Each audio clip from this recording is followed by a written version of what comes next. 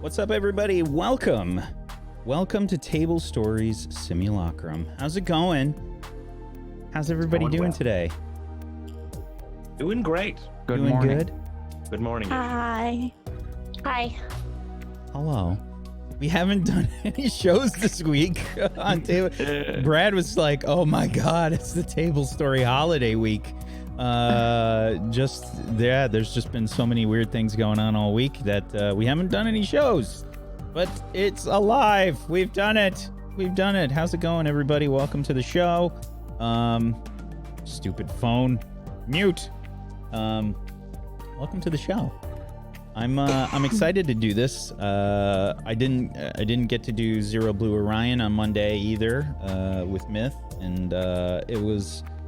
Yeah, I feel if there's an anxiety that sort of like happens when you don't do. Supposed to go this way. ZBO first. Yeah, when you don't do like a show for a week or something, like it's just I get like all anxious, like oh my, like I need to do some work or something. Like I can't relax or anything for that long. So yeah, I'm happy to be doing the show today. I'm excited. So that means since I haven't done a second show this week, I'm gonna have to take all of that energy and put it into the show today, which probably is bad for you guys, but we're dead. It should be That's fine. 6 hours of show. Yeah. Wait, please nothing. Oh yeah. Hold on. I just fixed my sleep schedule. Hold on. I've done a 12-hour role-playing show before. I've done a 12-hour one. I mean, Myth's done a subathon for that he role-played for 24 hours. We did. I did 24 hours D&D before on Encounter, which was nuts. We should several times. Keep that in the past. Yeah, let's not do that anymore. We did an 8 hours. Was it 8 hours, 6 hour Big Zags? And 6 hours. Yeah, that was. I thought we were going to die. It was a lot. It was a lot. Yeah, it was a lot. Can be fun, but it is definitely a lot. It's a lot. No, we're not doing a 6-hour show today, though. Just because everyone would die. So let's not do that. But I'm good for it. We can do it. Oh, that's fine. Pocket can do it. We got it. Pocket, you get up early too. You stream like early. What time do you usually start? Like 9? Well, I try to start around 7. It always ends up being around 8. Uh-huh. So the streamer schedule. So my goal is to hit around 7, but the move kind of like I moved recently, so it messed it all up. But my goal is to make it around 7 again. So I get up really early for a gamer. I get up early too. But my reason that I get up is because my cat wakes me up for food in the morning every morning, like 6:30 every day. Yeah, mine will yell at me through the door because I keep my door closed because they'll wake me up throughout the whole night if I don't.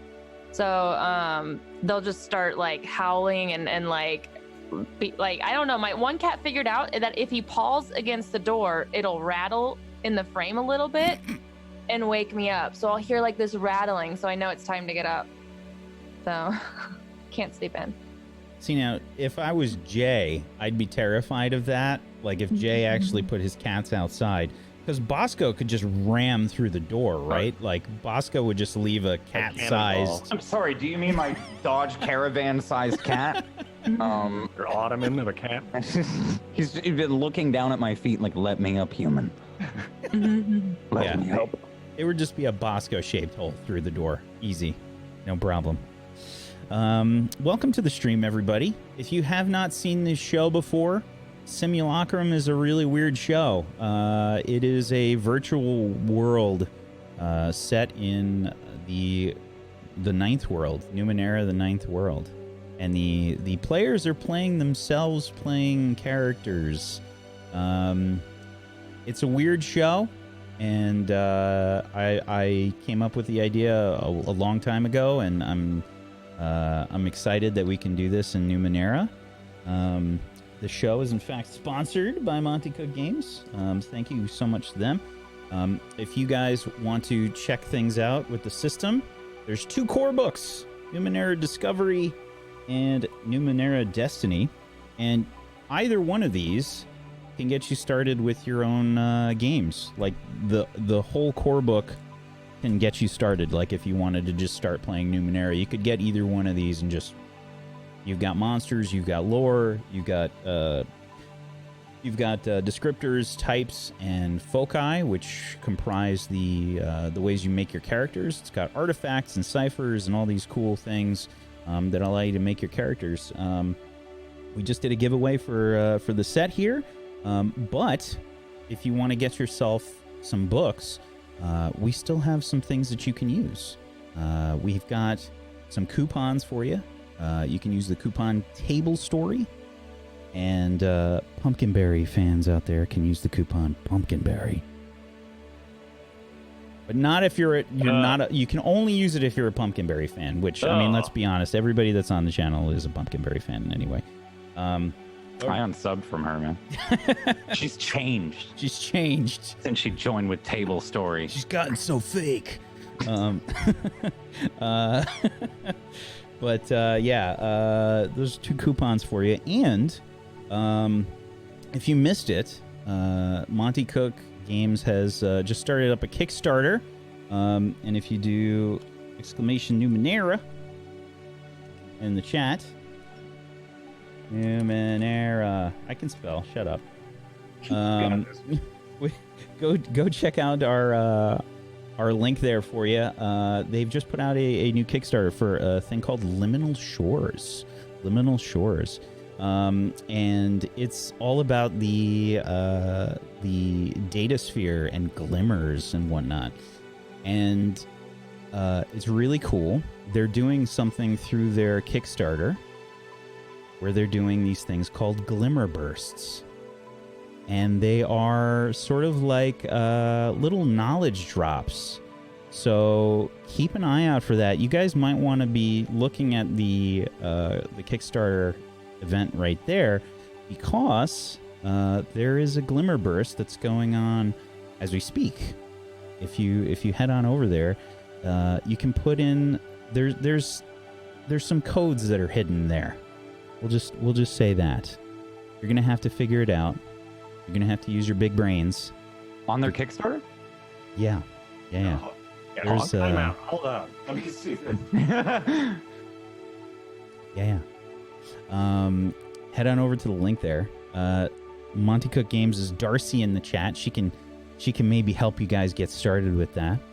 But I'm pretty sure you just have to go to our referral link there. And the most recent update or the top of the campaign. Go check it out. You can get yourself some cool info about the liminal shores and everything. Go check it out. What is the stretch goal at right now? It was $240K for a set of supporter cards, and I was gonna be like, go check it out, but they're at 280,000. Rip. You guys got to hurry up with those stretch goals. Why or don't people stock stand-ups? That's what it was. Yeah. But go check it out. Otherwise, as you know, PB is not going to be joining us today. We have a special guest, Katie Peters Plays. Hi, Katie. How you doing? Hello. Thank you Good. for joining us guys? again. Thanks for having me again. Why don't we just do a real quick intro around the room? Let's introduce everybody, and let's get started with the game today. Jay, you want to start us off, please? Hello, I am Jay. I am an intuitive jack who rages. Now, what does that mean? We don't know, but we will find out. I went for the most roguish class that I could be, especially since WoW Classic is coming out on Monday again, but I'm playing a hunter, so that doesn't really make sense. But anyways, I'm a strange, weird hunter rogue that rages, and my character is ugly as shit. I'm playing Jay Gamerson, who is me, but very, very ugly, and I hope you will enjoy very ugly me. Don't make the joke, chat. They're gonna say, but Jay, you're already ugly. All right, You're not the ugly, joke. Jay. You're not ugly. No, but chat's gonna say that. Well, now they're not, as you already said it. I'm vetoing chat, Jay. I have that kind of power. As you can see under my name here, Delete I them. am the administrator. Okay. There we go. Thank you, Jay. Myth. Hi, everyone. I'm Mythomatic. I'll be playing Mythomatic, who will be playing Ulrich Shiloh, who is a risk-taking right who dances with dark matter. Last week, we took a pretty big risk by asking someone to do something for us, and we don't know if it's going to happen the way we want, but I'm excited for it. And I can't wait to play today and see what happens and where we go. And I'm just super hyped to be here. Can't wait. Thank you once again, Table Story, for having me. And thank you, everybody, for playing with me. And I can't wait to see you guys. Maybe, chat, maybe I'll see you today. I don't know, but I'll see you at the end. Thank you so much. Nega Oryx. Hi, I'm Nega Oryx. Oh, I'm sorry. I have a sleeping cat in my lap, and she did not like that I started speaking again. I apologize. I know, how dare. I am playing myself. I'm playing Nega Oryx, playing Una O'Leary. I am a gregarious Jack who speaks with a silver tongue. That's me. Hi. Thank you so much. Thank you. Pocket. I'm Pocket, again playing myself, and my name is Techgnome in the game, and I am a protective nano who works miracles, aka your pocket healer. So, but I am playing myself, but also a pocket healer in a game. So, and I'm a big MMO fan, so I'm taking this very seriously. Thank you so much. Katie. Hi, I'm Katie Peters Plays, playing Jax Castler, who is a cheerful nano who adjures the Leviathan. And I just found this group last session, and I've seen some shit, but they haven't yet. So let's see where today goes. Thank you so much, Katie. I'm Wacksteven, and I will be your administrator. Normally, I'm the GM of Doom, dragging players kicking and screaming through adventures. But here, I let the players do that kind of thing to themselves.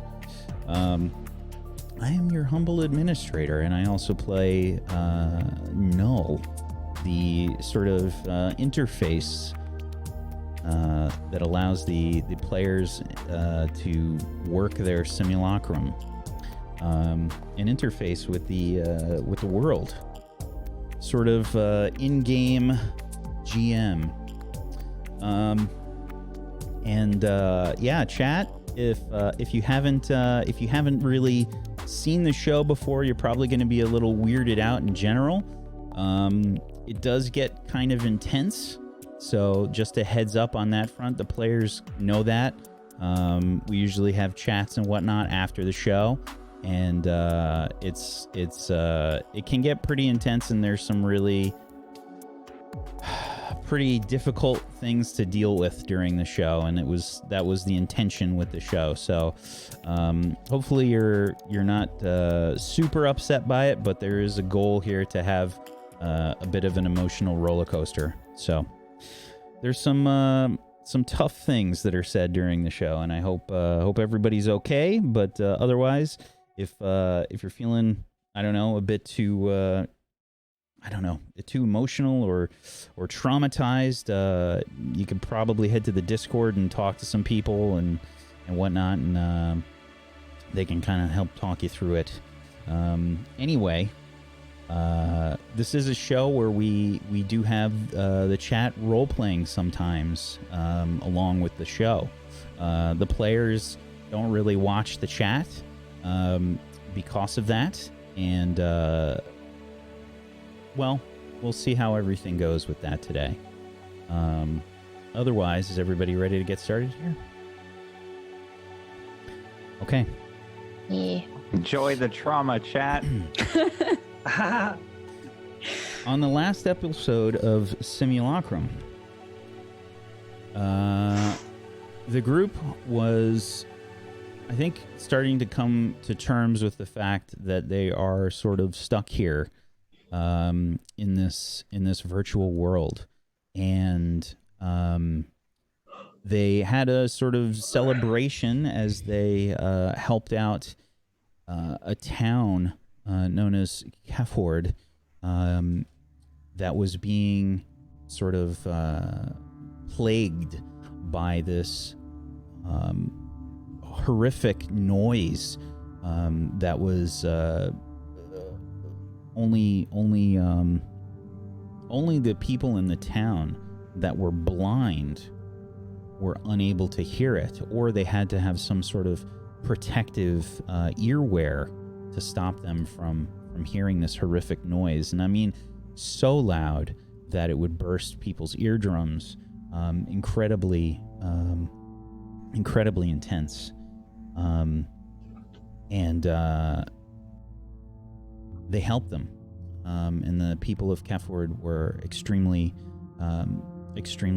happy about that, obviously. And they praised the group and called them the heroes of Keford.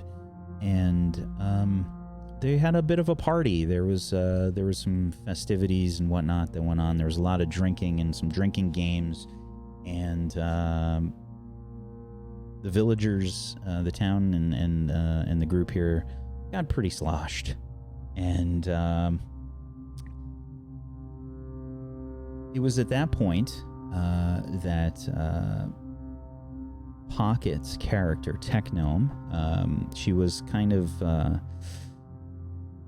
kind of, I guess, faded. She sort of turned gray and was seemingly dead for the other players.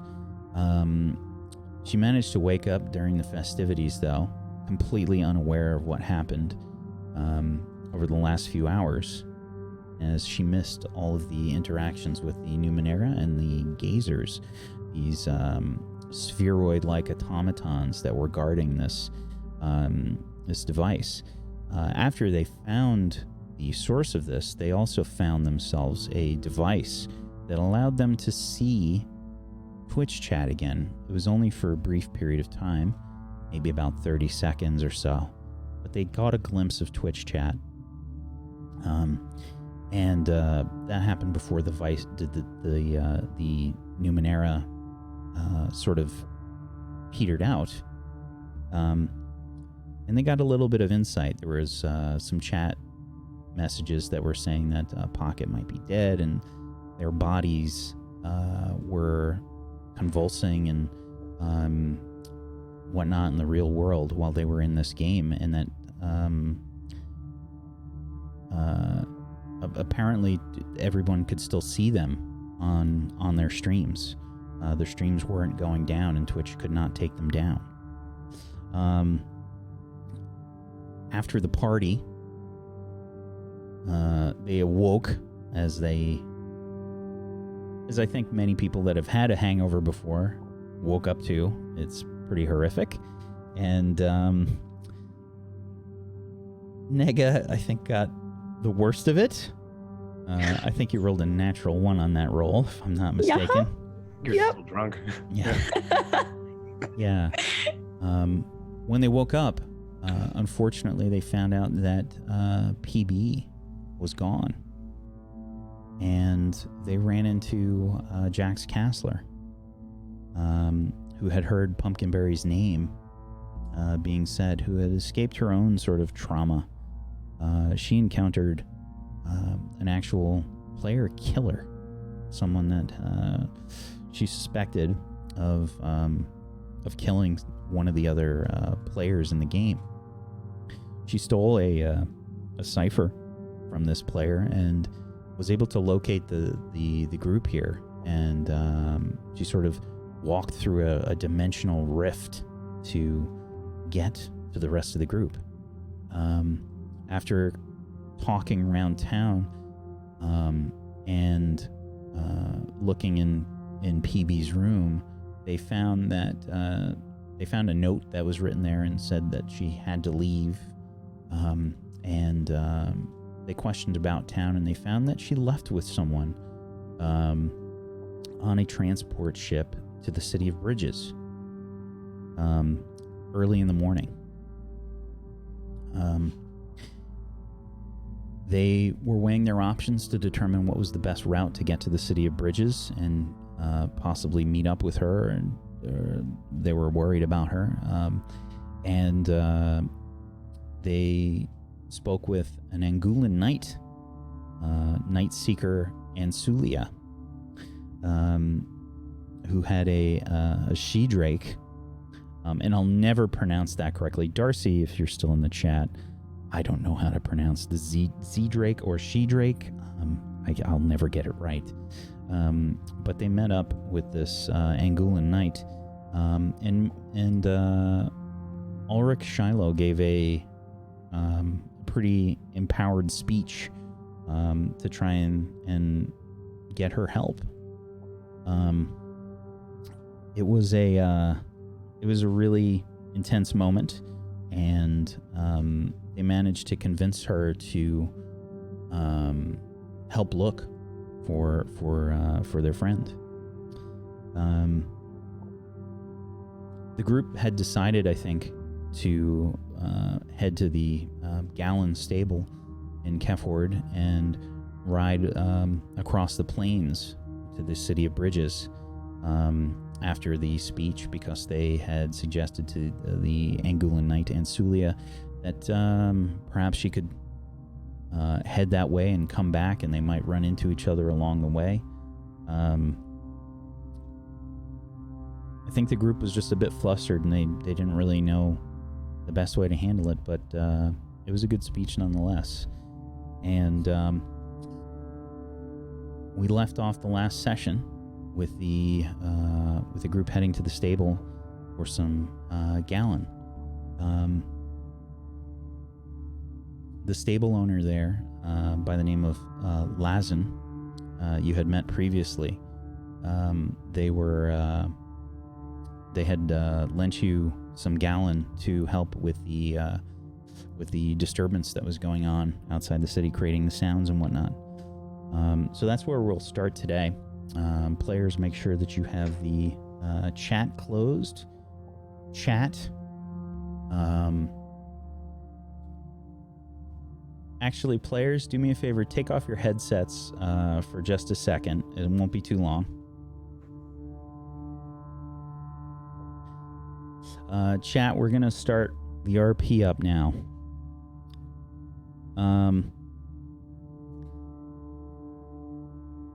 While the group is setting things up here and getting their transport, their Gallon, there were several people that were questioning what was going on with PB's stream, and you saw that she was in fact abducted by someone that was going by the name of Fang, somebody that was clearly a player from the real world and not an NPC. Somebody that had been banned in the table story chat, someone that was obviously upset about it and had some power in this situation. They took PB on a trade ship toward the city of Bridges. On PB's stream, over the course of the morning and whatnot, you would have seen them get onto the trade ship with Fang sort of threatening her the whole way. Basically at the sharp edge of a blade. And getting on the trade ship, she would have gotten put into like a dark room. And the stream basically would have gone dark. You would have seen nothing on her stream from that point. She got covered up. You saw basically a blanket getting thrown over her. And there would just be sort of really sad sounds, like you might expect. Murmurs and whatnot coming from PB throughout the whole time.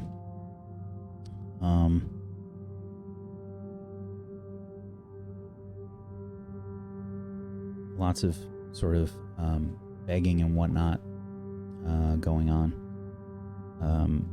You would have seen the person known as Fang take away her things. And it was pretty brutal.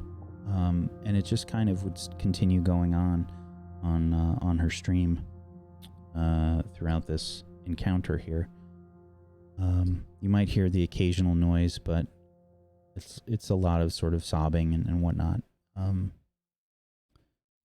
probably pretty terrifying. Maybe a few murmurs and whatnot.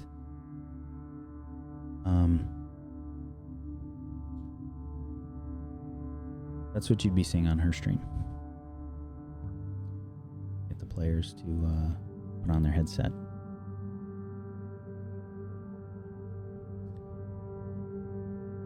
Okay. So, you head to the stables for the gallon. What do you do? Is it possible to get like a brief description of the area real quick? Sure. The town of Keford is it's in general like a it's a lumber town, so a lot of wood, but like anything you'd see in the Ninth World, there's a lot of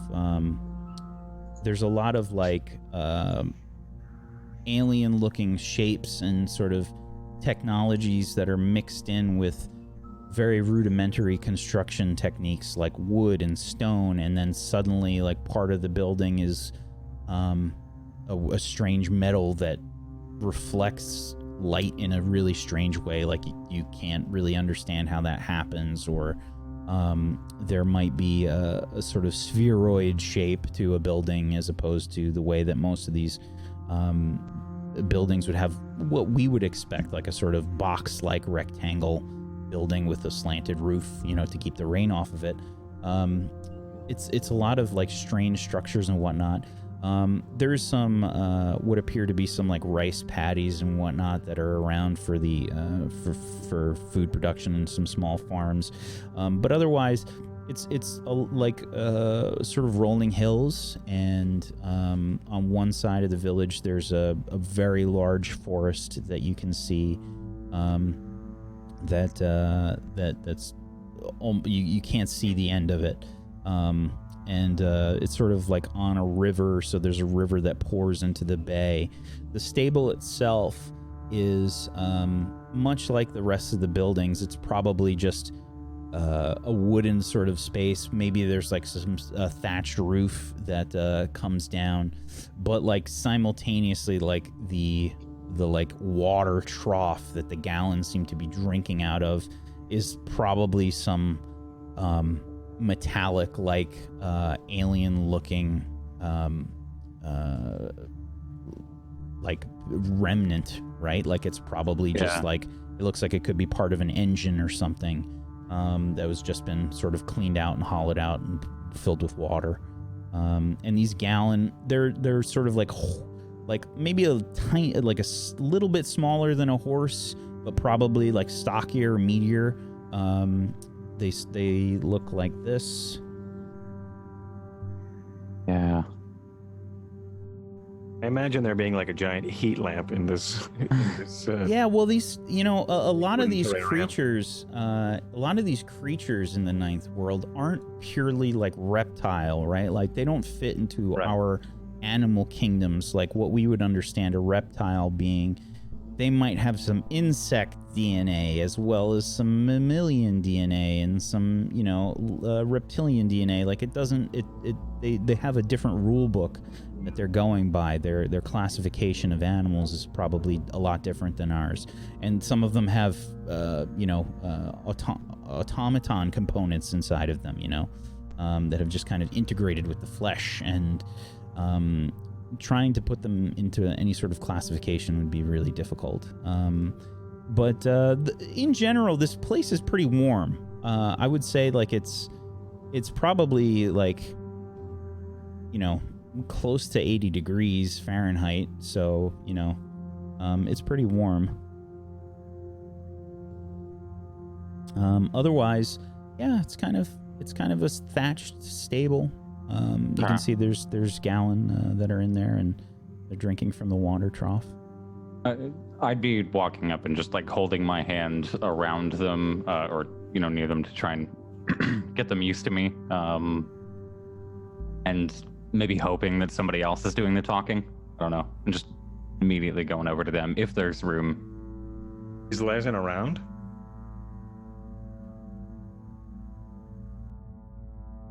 Good question. I don't know. Should we just kind of do a little app and check? Yeah. I'm gonna go in and try to see if I can get these things used to me. Because if you want to try to find Lezen and see, I'm just gonna go try to grab one of these and start rounding them up.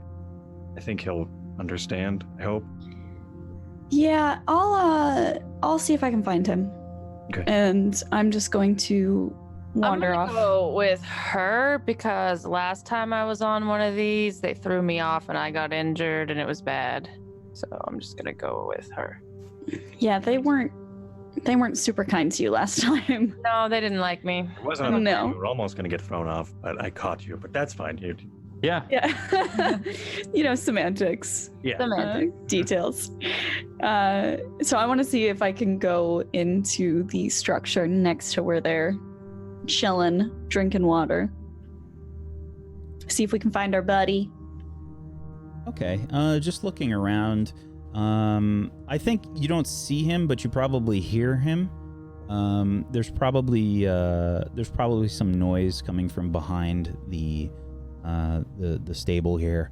It sounds probably like somebody shoveling something. Hello there. Hi again. It's us. Hello? Sorry, I didn't want to bother you, but we have a mission. Lazen is one of the people, by the way, that's blind. So he's kind of doing the thing where he's trying to listen for you. Unfortunately, as much as we've liked our time in your town, it's been brought to our attention that somebody needs help elsewhere, much as we helped you and your people here. And unfortunately, we do not have enough time to make it where we are needed. We need to travel a lot faster. Would you mind terribly if we borrowed your fine gallon that you have outside? I'll like lean over and I'll whisper, how are we gonna borrow them if we'll get there one step at a time. It's okay. fine. Okay. Please make a difficulty 3 intellect check in regards to persuasion. Una O'Leary.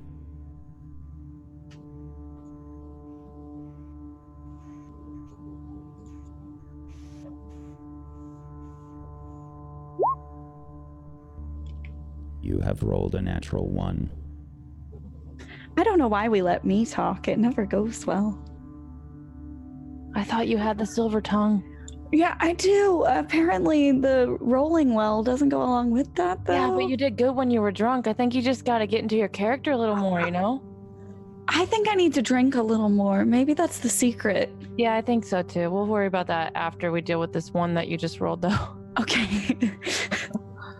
That means a GM intrusion will happen unless you pay 1 XP. Would you like to pay 1 XP? Yeah, I'll pay 1 XP. The GM intrusion has been canceled. So I think Lazen sort of like stops shoveling, leans on the shovel. You can see that they're probably digging out.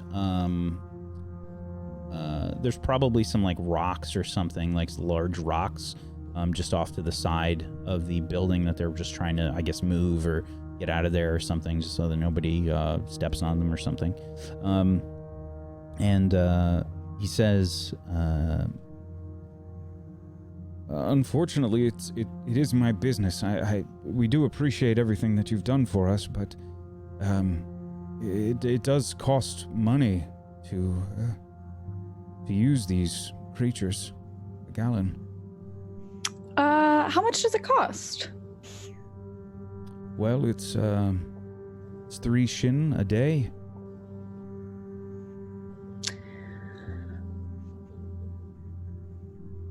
Okay, well, I will have to confer with the party. I'm not sure how much money we have, but I understand you're a man of business. You're just looking out for yourself.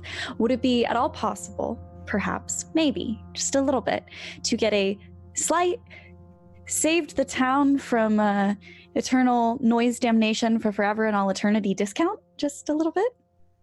I'm already doing that. Normally it's 5.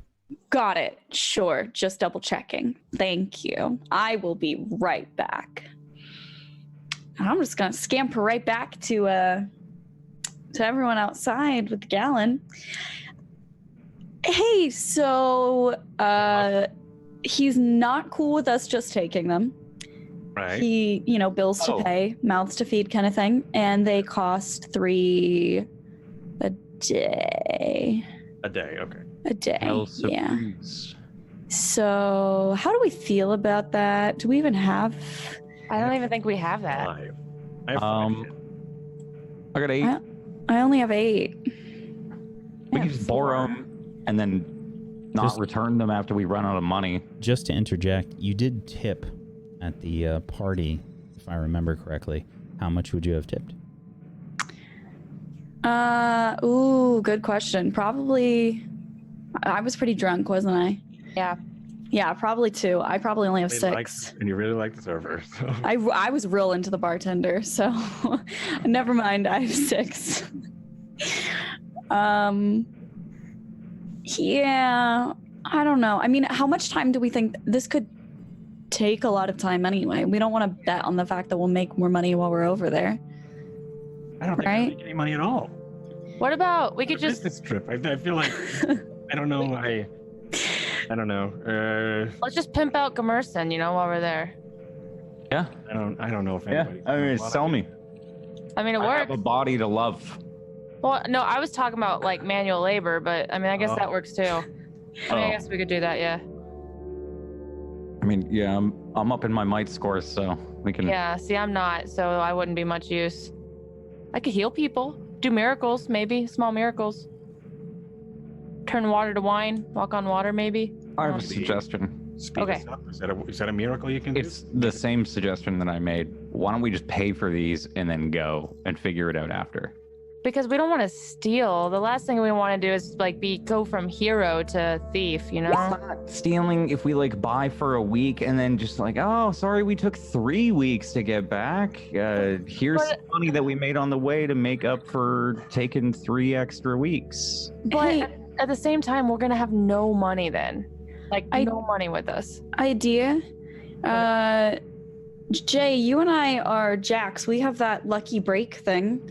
Do you think that might help? I haven't used it yet in the game, but I only have 1 XP left, so I have more, and I don't mind using it if it makes it easier for us to just get out of here without worrying that we're going to be chased down for not paying for these things. yeah, we could lucky break it maybe and try to find some money after the fact, or before maybe. Can we just? Or we could just start walking. Just start going. Or what if? Oh no, this won't work. I was gonna say, what if we just take 1, but nah, that won't work.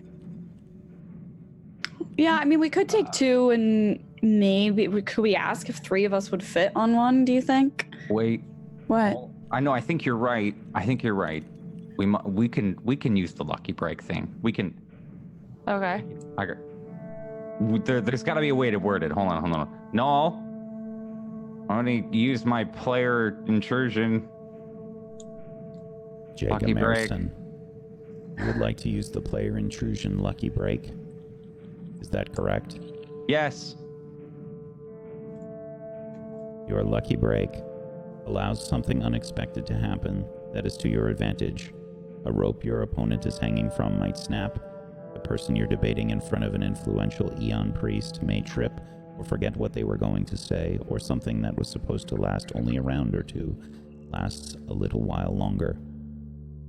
Yeah, wouldn't it be really crazy lucky of a break if there was just a lot of shins nearby? Like somewhere, just like a lot of them? God, that would be so lucky.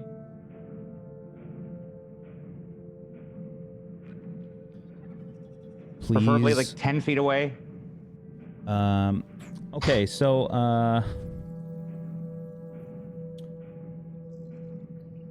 I think, What if we used it and something fell on his head and incapacitated him for a short amount of time, long enough for us to take them and go, and then we'll just bring them back and pay when we get back. I can try talking to him before we do something like that. Oh, you want to talk? Okay. I mean, good luck. What you said on that. So I think what happens actually is someone It's actually the Oh God, someone hears us talking like this. you actually see the little girl that you originally ran into when you came into the village. Yeah. Very. She What's her name again? Very. Very. Thank you. You see her sort of running over to the group. She says, "Hello? Excuse me?" Oh, hey, it's you. Hey, Hi. what's... Nice to see you again. You gave us that ladder. Well, she gave a lot. She went and got help too, which was really nice. You know, saved your ears. Saved my ears. Thank you so much for helping our town. I heard that you were trying to get some of the gallon.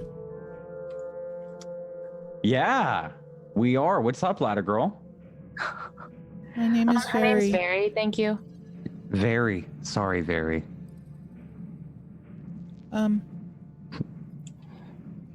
It's not much, but she takes out like a handful of shins from her pocket.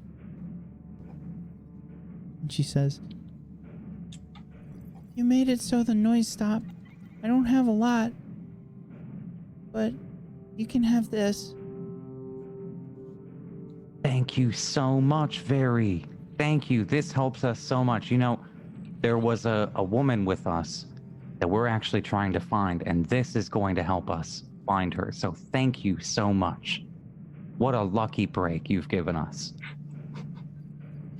She's got like a big smile on her face. Thank you. Thank you. My heart. Give the thumbs up to all of them. I like pat her head, ruffle her hair a little bit. She's like real small, but she has like a really big smile. Yeah. Thought you were gonna say a beard. We know. Really big beard. You're like a real. Really big beard. She pulls the shins from the beard, you know? And it's something for you, Sonny. Come here. I pull off like this like tiny like golden scarf that was around my neck, and I like put it in her hands, and I'm like, I know it's not much, but hopefully you remember us. And I give it to her.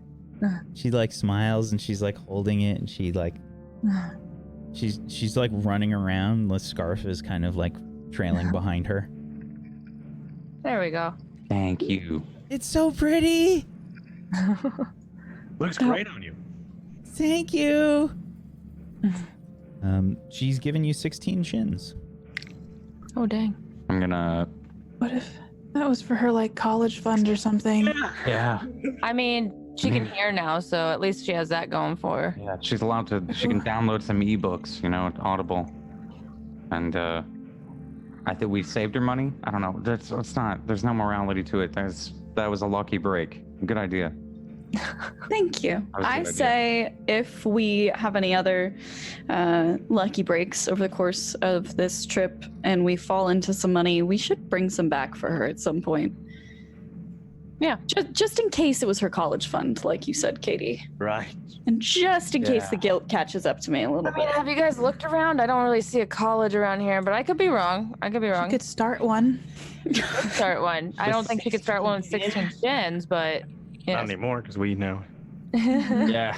Just if they have, if we get an unexpected windfall or something. There you go. We could start like a logging company here and make some we money. could start a college here. Yeah. I don't mean to break this up, but BB could be in trouble. Oh yeah. Oh, we should probably yeah. go. I dropped out of college anyway, so we won't be able to do that. Let's go rescue PB.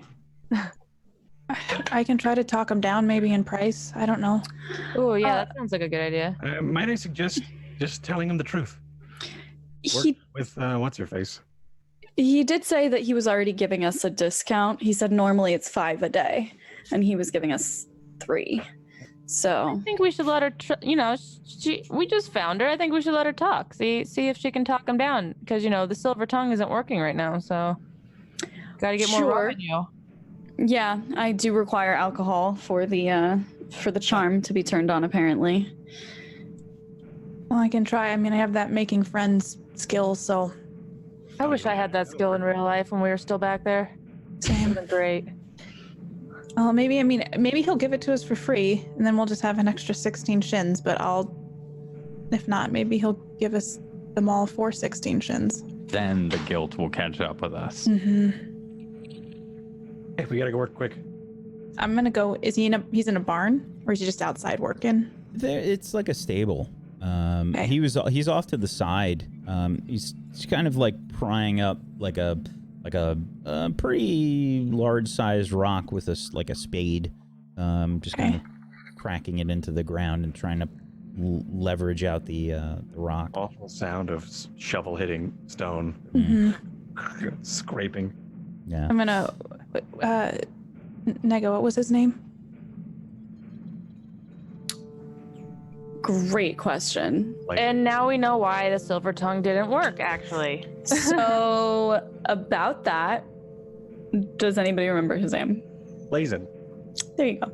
Lazen. You Okay. should take him, and we'll stay back here because we've already talked to him. It might be better if we just hang back a little bit. Okay. All right. And then if I can't talk him down, maybe Myth can. Maybe together. Teamwork. Mm-hmm. So I'll make my way around this stable to Lazen. Someone there?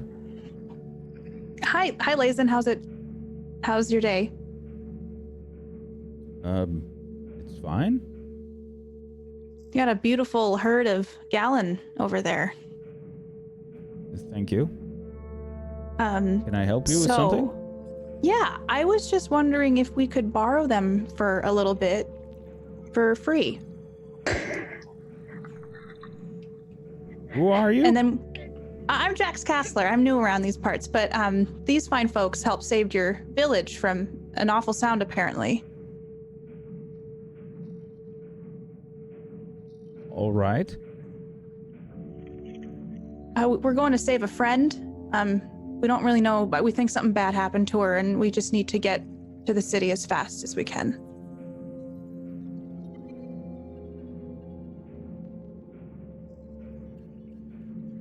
Jax.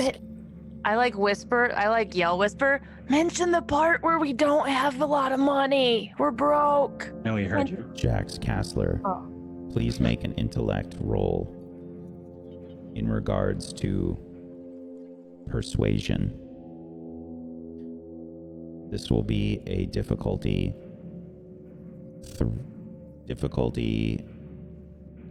5 roll. Nell's tripping up. Uh-oh. Oh, so, okay, I don't really know how to... I kind of skipped over the tutorial a little bit. I'm leaning over to Myth. Yeah, what else? What do you need? What's going on? Okay, I have like a skill thing I can roll on, or the intellect thing. Okay, so it's going to be Whatever. an intellect-based roll. If you have a skill in it, it's going to count as an asset, which will reduce it Oh. by 1. Okay, so I just roll intellect and then... Uh-huh. Okay. Yep. You can also spend edge if you want, effort if you want, which will reduce your intel pool by 3 unless you have edge in it, and then you would reduce the cost by however much your edge is. Okay, I'm gonna do the effort, because... Okay. YOLO. Yeah, you're right. When also your pools are your health, YOLO is right. Yeah. You have rolled a 5. Oh. Uh-oh. So you can see like a sort of frown come across the face of Lazen, and he says, I'm sorry, I don't really know you. I'm sorry about your friend, but if you're with the group that helped our village, I'm sorry. They were already offered a discount of 3, but you would have to pay 5. Oh, okay, that's... It's 5 shins a day, and you, the rest of the group, would pay 3. Cool, okay. That's... Myth, do you want to try Oh no, like, talking to him? it didn't go well? No, All right, never mind. I heard the roll. I have to pay full price.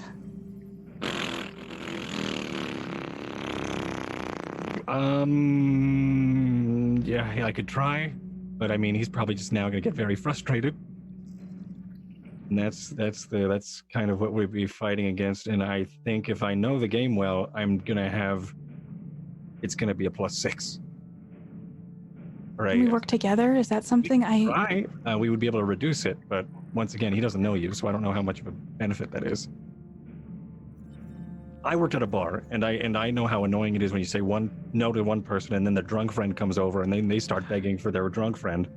It's just it doesn't work. It only just makes them frustrated, and I think that'll just not go well for us. I mean, we could just go ahead and try to get a quote and see how much money we have, and we could just hope for the best. It also may not take us a week to get there. We have no idea how long it'll take. So if we could talk to him about actually doing the business, then we'll be fine. I have an idea. Excuse me, sir. Do you know how long it would take to get to the capital via a gallon, or would it not even take that long?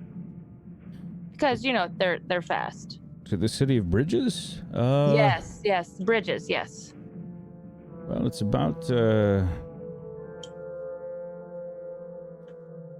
250 miles. Mm-hmm. Say if you treat the gallon well, it would probably take you maybe 5 days, 6 days. See, that's about the same as on foot then, because it was a week on foot. Well, So if we it would save you a day and a half, 2 days or so, but you shouldn't really run the gallon that long. They need to rest.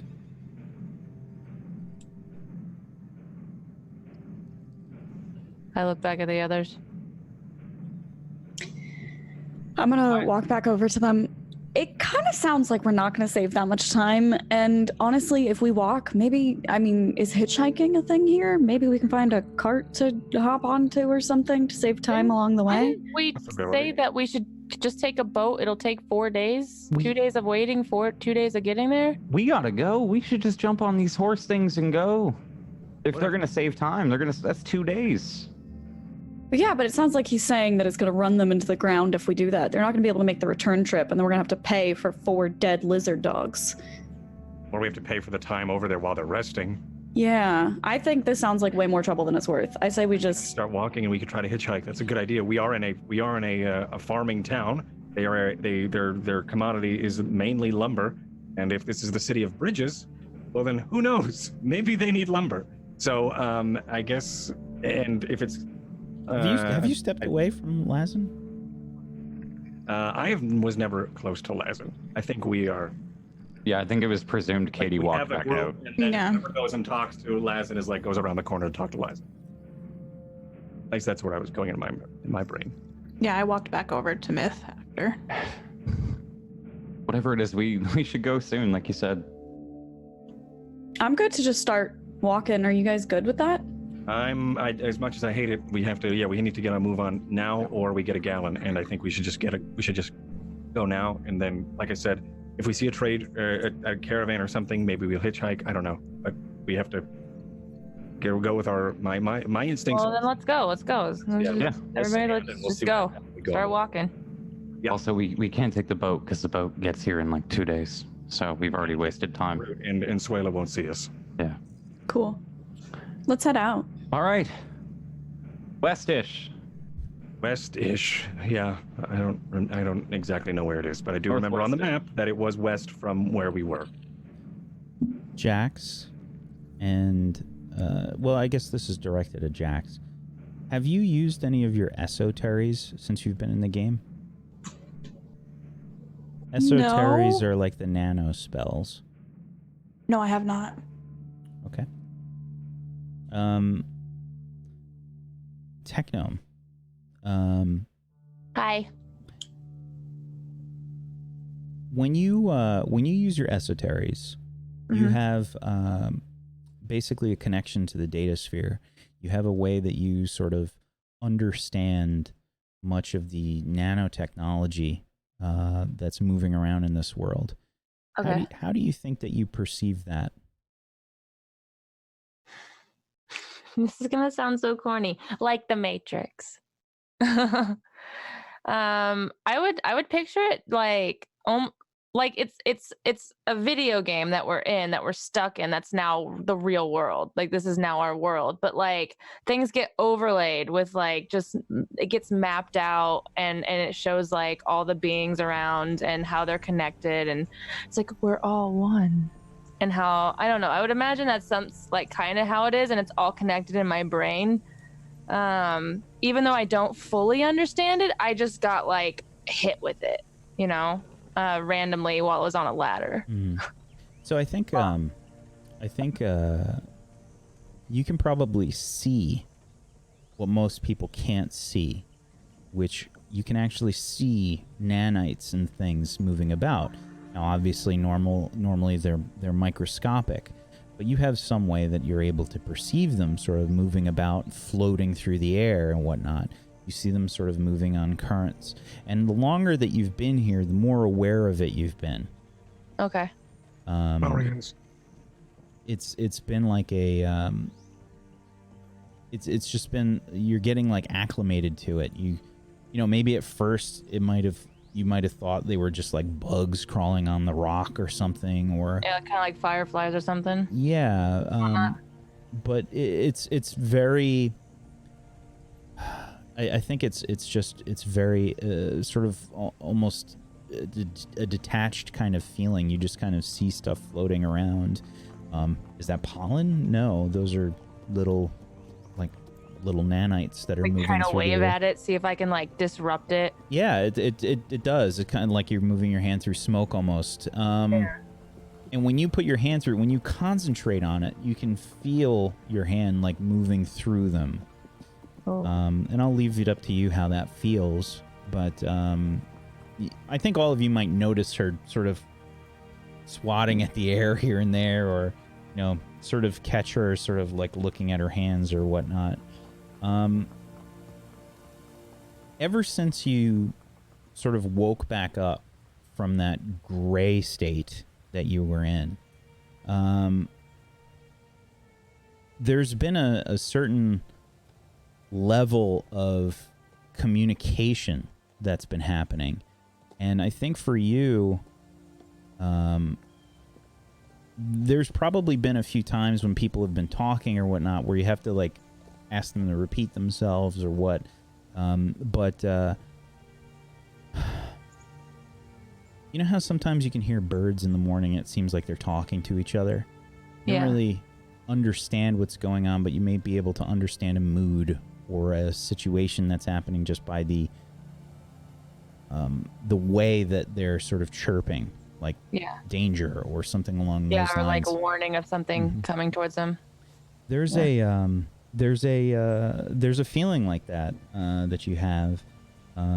Like ever since you woke up, it's been more acute, and it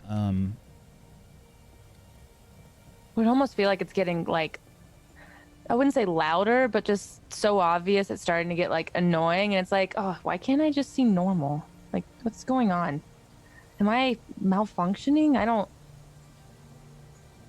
The more that this is happening to you over the course of this like last day or so, you realize that that you are sort of in tune with this sort of data sphere. You're getting it's like bursts of information, and I don't know how you perceive this, Jax, but this is something that you would see. It might not be the same way, but as a nano, this is something that nanos are in tune with. How do you think that you would perceive that? I would imagine like wisps of light passing by me, and like some of them form shapes and other things, while some just pass by quickly. Okay. Yeah, I was gonna say that the nanites on my hand kind of feel like when this like a sun ray hits your skin, and it warms up just that part of the skin. Like it feels like that, but like since it's so many hitting, it's like little beads just all over. And it's warming like spots on my skin, but I don't see anything on it. Like nothing's changing. I'm not getting actually hotter or anything. It's just very weird feeling. Okay. The longer that you're here, and I don't know if it's a feeling in your stomach or what, but the more that you interact with these beams of light or the way that you sort of see these nanites, you get the feeling that this place that you're in is not virtual. This is a real place. You don't know when it happened, but there's been a certain level of detachment when you first entered the game, like with any video game. You could see the polygons or whatever. As you've been here, it just kind of happened. It just kind of faded from memory, but people look like people. Things look like solid things. They don't look like models. And the world's not like hollow with nothing underneath that you can like fall through the world. Like it's all there. Yeah. This is something that has sort of, I don't know how long it's taken, but at least over the course of the last day, there's been that feeling that's been kind of building up in the pit of your stomachs. And it's you, Jax, and you, Techgnome, that have been sort of feeling this. And I know Jax has been sort of a bit timid since all of this stuff has started happening, but I don't know if that's part of it or not.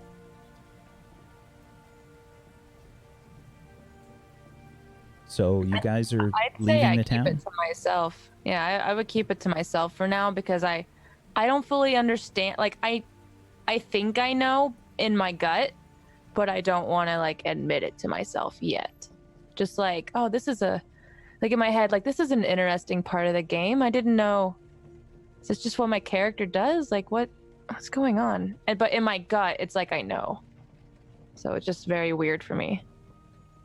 I feel like I'd keep it to myself just purely because they've had a different journey than me. It seems a little bit more happy-go-lucky in a way. And trying to explain that there was a shift at some point and that it's not pretend seems challenging at this moment. Can we all feel this or just the nanos? Just the nanos. Okay. Cool. This is something that nanos experience. They're called glimmer bursts, and they're connections to the data sphere. They're connections to all these to the nanotechnologies and things that are going on. If you are curious about these kinds of things, that's actually what the just to step out of character here. That's actually what the Kickstarter is about for Monty Cook. It goes into depth on the data spheres and these glimmer bursts, and it explains, from my understanding, sort of explains why this kind of thing happens and how it happens. Cool. It's that aspect of the story. So if you're interested in that kind of thing, check out the Liminal Shores Kickstarter. But it is a thing that nanos experience. Yes. Cool. I think we head out after that. We probably all start walking. We are looking for a ride though, just to clarify, right? We're like, if we see a wagon that can maybe fit us, we would definitely flag them down. Yep. Yeah. Yeah. I don't know if we can do like a rolling perception for that or not, or. I have bestiary knowledge. Can I tap into like the nanosphere and see if there's an animal around that I know we could ride? Everyone except Jax Castler can make an intellect check based on perception. Difficulty 3. Jax Castler, if you are attempting to locate a creature that eats flesh and is non-humanoid, you can use your lore of flesh-eating non-humanoids. Difficulty is 3.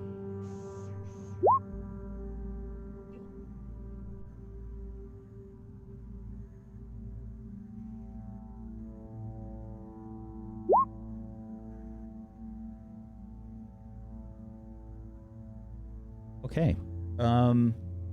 While you're heading out of town, there are several other creatures besides the Gallon. We'll say less than a mile out of town that you have sort of walked out. You can see that there are these other creatures. They're much larger than the Gallon. They are sort of gray-skinned and bipedal. They have sort of like these little T-Rex kind of arms. But you can see that there are, we'll say, 3 of them outside of town that are being ridden outside of town. You can see that there's like, there's some like cargo basically strapped to them. They have these sort of saddlebag-like things. Yeah, you can see them sort of like walking along the way. They obviously look like some kind of like a herd animal kind of thing. Like there's people that are riding them. And Jax, you would know. Not necessarily the exact same thing. These are not the same creatures, but you know that in these sort of plain-like environments, there are creatures that you might be able to control with your special abilities.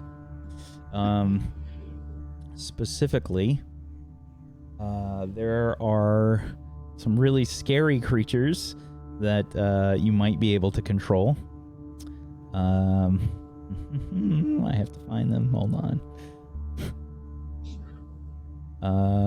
Yeah, there are these like strange bug-like creatures. They're sort of like insect-like humanoids. They're known as Kochitan. A lot of these creatures are not friendly. There are also creatures known as Shivern.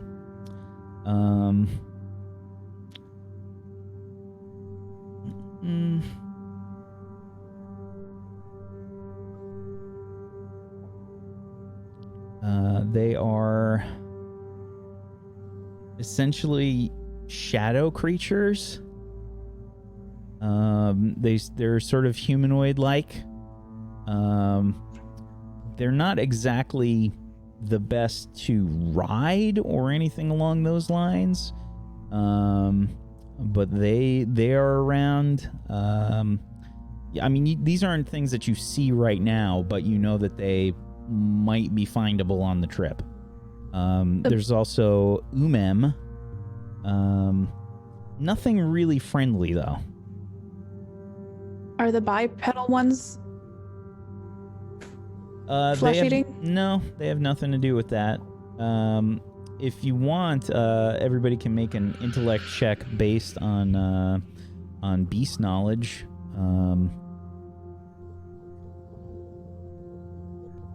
What was the perception check for? That was to see if there's anything along the way, and everybody rolled well, so you only had to walk about a mile or so before you started finding creatures that were. Oh, okay. Does the 20 get anything? Did you roll? You rolled a natural 20? Yeah. Okay. And then, oh wait, no. Katie got the 19. I thought Megan got it. Yeah. So, there's probably like a group of these creatures. These are what you see. Yeah, the bipedal T-Rexes. Oh, there we go. You see these creatures. They're sort of like making these I think the sounds that they're making are probably kind of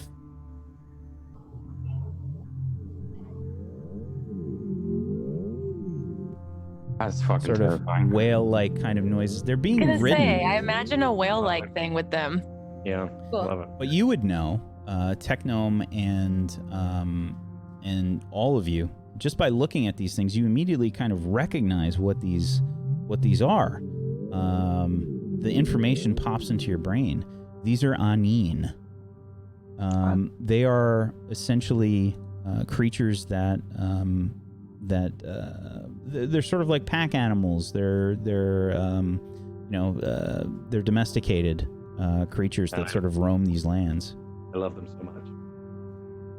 So much.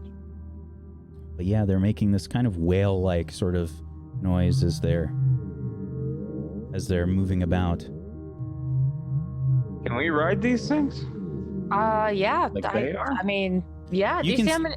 You can see there's some that look like they're just kind of loaded with gear, and they're sort of like leashed together as they're walking, and they've got that sort of like, that sort of hunched sort of walk, but their legs look very powerful. I mean, their legs alone obviously are about the size of a person. How fast are they moving? They're making like a decent pace. I mean, faster than walking for sure. They're not really running. You're not seeing any that are really running. They're just kind of like at a good clip, maybe 6-7 miles an hour. These are like rubber cows.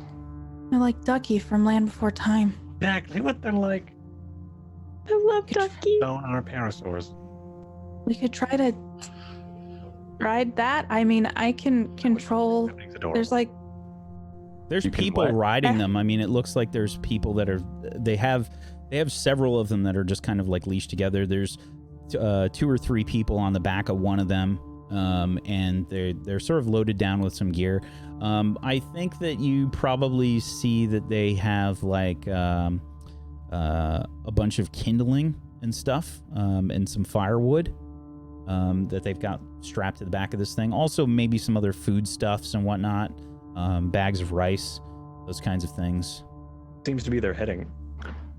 They look like they're headed probably. I mean, I don't know if you have the cardinal directions down, but if you're going by the sun, you can assume that they're sort of making their way west. Can I don't know if this is possible, but can I do like a perception check or something to see if I can like follow the nanites to tell like directions better? Does that make sense? Because if I'm in tune with that, I mean, wouldn't... I think it's just the general way that you do things. That's how you perceive things. Yeah. It probably hasn't really... It's second nature to you already. Okay. Okay. The way that you interact with the world and the way that you interact with your esoteries is using these nanites. Okay. That makes sense. Okay. So if I need to do something, I'd be like, well, to tell the direction, I follow the nanites. And what are they telling me? You're just now probably realizing, like, when you were finding the Numenera out in the woods, it was probably nanites that were glowing that you were seeing. Okay. Like the equivalent to feeling the arcane breeze. Yes. So there's like a bug creature here somewhere. I can. What do you mean?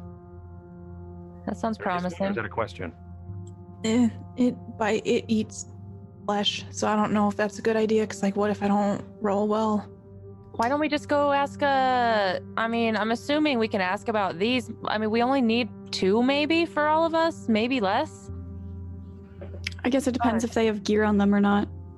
Yeah, we should at least get one for gear. Like They're riding west. I mean, if what it seems to be, if this is in fact Earth, which I guess it is in the future of it being 28 hours and everything. If this is still Earth or what we know of it, then that would be west, and that's where the sun looks like it's going.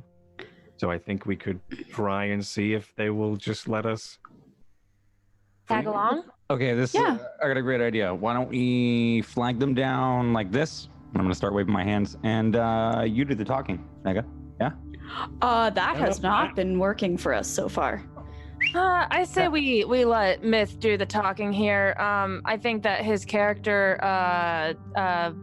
he knows what he's talking about, and he looks like someone to take seriously. No offense, Gummerson. I mean, I take you very serious, but you know. I don't want to do the talking. The only I made an ugly character. Truth is it's what worked before. I mean, Yeah. if we can use empathy as a tool here, I think we'll be all right. We could be like, hey, we need a ride. Oh, sorry, and do the whole video game thing, or we could actually just really be real with them, and I think that'll help. And that's what I did with Consuela.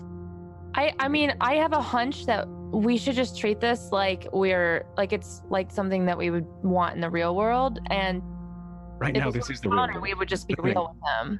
Yeah, we need to get there, and I think yeah, whatever. I mean, we could all just talk as a group. I mean, we don't need to have one person just do it, you know. Yeah, I agree. That's probably the best option. Let's just try that. And Yeah. Gummerson, you just talk the least. Yeah, I agree. Yeah. With that I agree with. Yeah. Yeah, no. Saying I wouldn't want to see my face moving if they. Yeah. Probably put the hood up. Well, it wasn't about Oh, that it's so up. much as what sometimes comes out. Yeah. Great ideas. You're welcome. And we thank you as I continue waving. That's his idea. I like put the hood down just a little more, like just a little bit more. It's Little. okay. A little more. Are you trying to flag them down? Yeah. Yeah. I'm like frantically waving still. Like. Yeah, okay. You would see Fine, you would see one of them start to like turn your way. You don't have to make a roll for that. There we go. I start to walk over towards them. So Okay. Yeah, you can hear them. They're just kind of making this sort of like strange keening noise as they're walking. They have this you can see sort of like similar to like a frog, but probably just like the lower portion of their jaw just kind of like makes this sort of a bubble sort of look like as they're it seems like it's moving in relation to that noise. But yeah, you can see the people are sort of like turning their way, and they're leashed together. So there's like three of them. There's three of them together. Two of them are empty, save for some cargo. The one of them that's sort of leading the rest has three people on it. They make their way over towards you. You can see it's a woman and two of her children. They're probably in their teens, and she's kind of like she just has like something on top of her head, probably just to keep the sun out while they're making the trip. She's got the kids kind of like wrapped up. Otherwise, it looks like pretty airy kind of clothing. And she says, "Yes, hello." I don't talk. Hi. Oh, Okay. Is it me? What? Why aren't any of you saying anything? I thought the deal was you would. that was the only. Yeah, but none of you said anything. I thought Myth was hey. going to take the lead. Hi. Hi. Hello. Oh, jeez. Hi there. Oh man. We. Hello. We like gotta your work on rubber this. cows. Oh boy. What? What did you just? What did you say? I'm trying not to laugh, but I'm just like, oh my god. Your He's not animals. from here. He's They're not from here. He doesn't get out much, as you can tell. And then I like lift up the hood briefly and put it back down. I was like, he Oh, doesn't the get out much. sun! It burns my eyes. Sorry. We saw that you're heading west. Are you heading west? Yes, we are. Towards the city of Bridges, maybe? Oh, well, Oh. perhaps, but not all the way to the city. Oh, even just a little bit. Could you help out? We are on our way there, and we're trying to meet a friend that we think maybe got kidnapped. She's at the city of Bridges. That's what we last know, is she was on a boat with a strange man on her way there. And That's we're horrible. trying to get there as fast as possible, and we're on foot. We don't have any means of travel beyond just walking there. Can I touch the beast? Are you asking her? Yeah. Are they? I just. Yes, you can. You can. And she looks just kind of like like a bit curious. You've never seen an Anin before? I haven't. Cool. We're from out of town. We've traveled a very long way.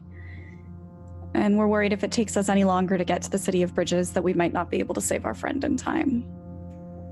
Yes, traveling is very dangerous. I try not to do it very often, but we've been very low on supplies for some time. Where are you headed, actually? Well, we have a small home. It's about a day or so away from the sacred monoliths. Scarred monoliths. Past it or before? Like, and I asked it because, if it's past it, it's obviously closer maybe to where we're going. Because if I remember correctly, looking at the map, you have maps here probably. Looking at the map, isn't that like really close to us right now? Or not too close, but a little? Well, it's several days. Any amount will probably work. I mean, as close. Yeah. If you're getting closer than here to the City of Bridges, then you will be helping us. That's true, actually. That's true. Are you willing to help us with this? I mean, just us tag along and we promise we won't cause any trouble and we'll be quiet. And if you need help with anything, we can obviously help out. Gamerson here, he's really strong, and I hit him on the back, really difficult, hard. Elbows up. Yeah, I keep my elbows up. I like to keep them up in case anything's strong. We can be your bodyguards. Or just help out with any supply runs or anything on the way. Just make it quick. Please make a difficulty 3 intellect check in regards to persuasion. Techgnome. Okay, I just do intellect then because I'm on persuasion, right? That is correct. Okay. Can I take one from my pool? Are you trying to use effort? Oh, yes.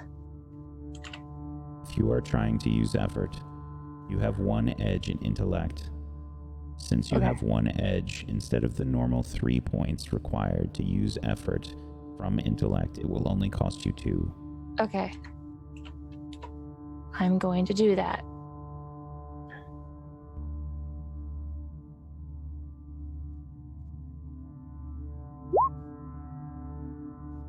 You have rolled a 10.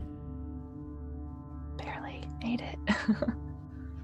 I think we have enough space. We won't exactly be able to move very fast. We are loaded down. Awesome. But I think our Anin can handle it. Thank you so much. That sounds good. That sounds excellent. Thank you. Okay, let's get on. We don't want to slow them down anymore. How do we get up? Yeah, do we have to bow or something? Hey, these things don't read minds, do they? No, that's ridiculous. Yeah, it's ridiculous. Do we lift each other up, or what's the best way to do this? Is there like a bridge or something on it? Not a bridge, but you know how there's like a rope ladder on some things that are tall? It just has these sort of straps on it. She sort of indicates to the sort of, it has a, like a bridle. She sort of indicates to the the reins coming from the bridle to sort of she tries to make the gestures she hops down from her Anin and she says, here I'll help. So from what I'm picturing, there's 3 saddled ones, and then there are 4 cargo ones, and we are the ones that we can have to just kind of. They're not really saddled. They just kind of have some cloth and some. There's kind of straps on them, and there are 3 that are meant for riding, and the other ones aren't really. They're meant for just carrying stuff, right? No, there's 3 total. Okay. There's 3 total, and there's 3 people on the one that you're interacting with, and there's 2 that are leashed to it. Okay. So they have 2 that they're sort of carrying some extra supplies on. Right. Well, what if we just split us 2 and 2? We just split us and try to match the body weight. There's 5, Yeah, that's a good idea. 5 people. I would say that Jay and I are probably the heaviest because of these damn wings I bought. Yeah. So yeah, then we just split that way. Oh, no. Or 2 and 2. That leaves someone out. Okay, my bad. We need to put 3 on one. The 3 smallest, and then me and Jay. Yeah. Sound good, everybody? No. Yeah. Yes. Fine. Thumbs up to all of them. Yeah. I'm gonna start climbing the one nearest to Techgnome and I. I'm So- gonna like try to boost him up. She says, "My name is Coda. I'm Jay. Nice to meet you, Coda. Jay." My name's Techgnome. Oh my god, why are you so heavy? I chose the heaviest model. I did the slider all the way up. Why did you do this? Hold still. I just need to get. I need to bend down. And they start to. She starts to like. She pulls the reins a little bit, and the creature just kind of like folds itself down. You know, it's kind of awkward.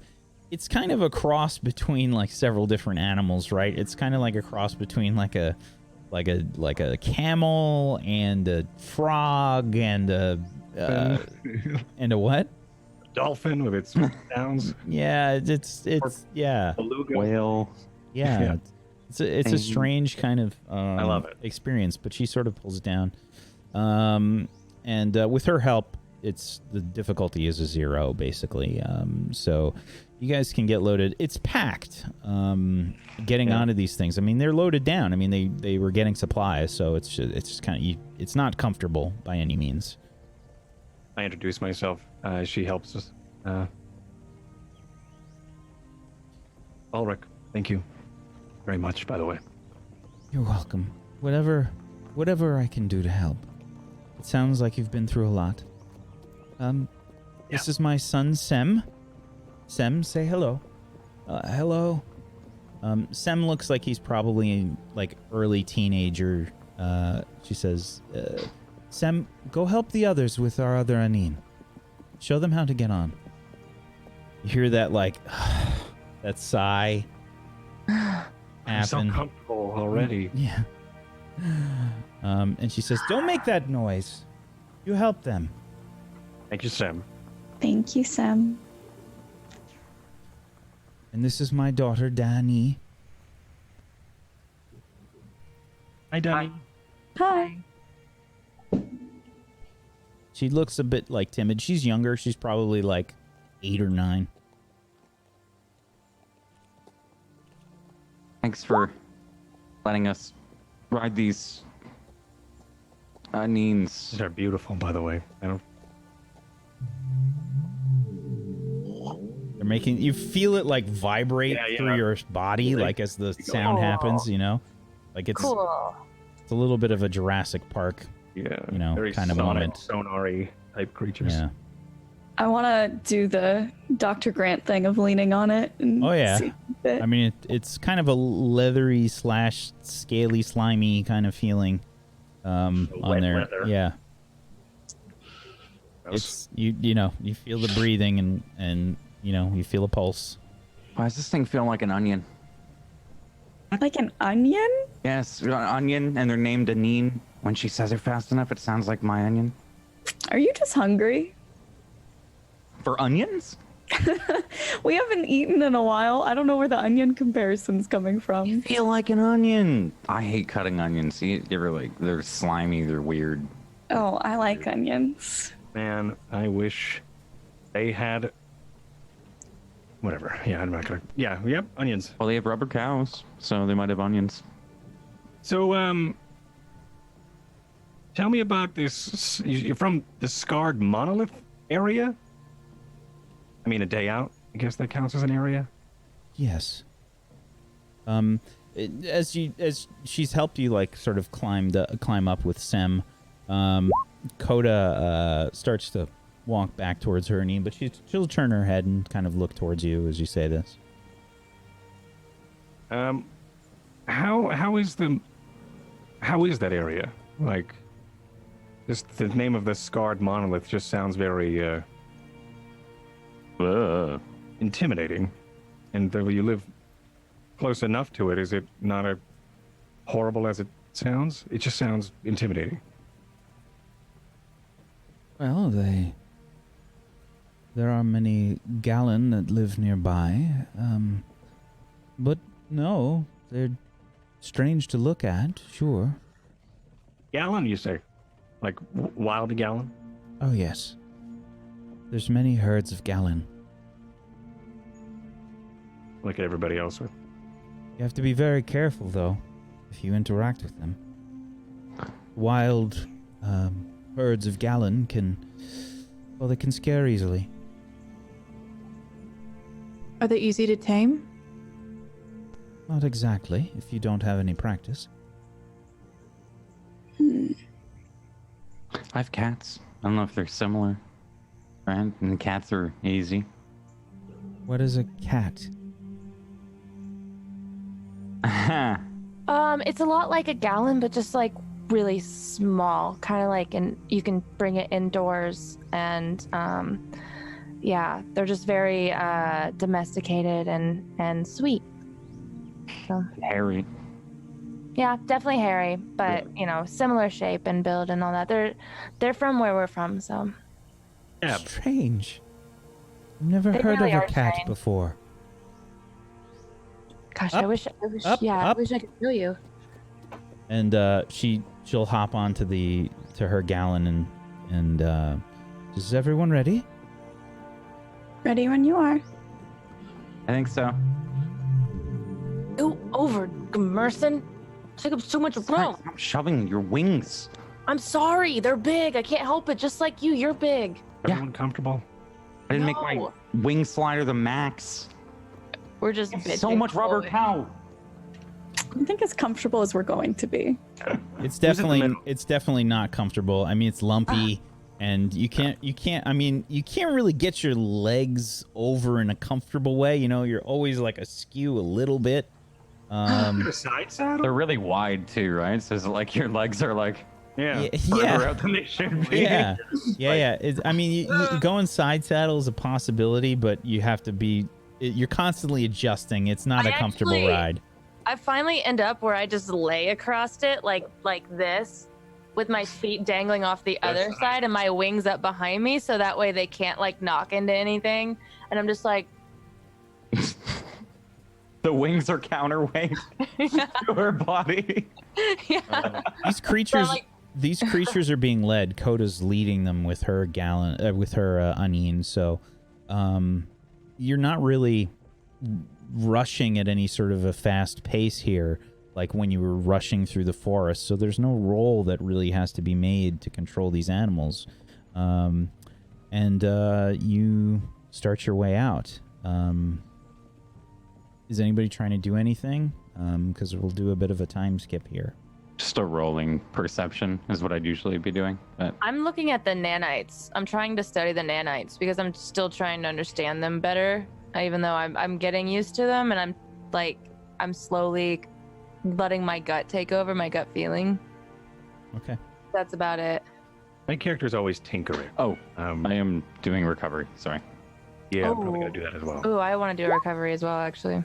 I'm always tinkering. I'd like to craft a cipher, but I completely understand in the narrative that I can't. Yeah, you essentially need a place to kind of work on stuff. You can try to do it here. It will be significantly harder. Right. Well, I mean, why not? What else am I going to do besides recover right now? Nice. If you are recovering, you can't be doing this at the same time. I mean, if you're using just your first action one, then that's My fine. first action is what I'm doing. Yeah. And then, which is great because that got me to full. Oh, yeah. And then I would like to try, because why not? Try to create a cipher because I have none still. Okay.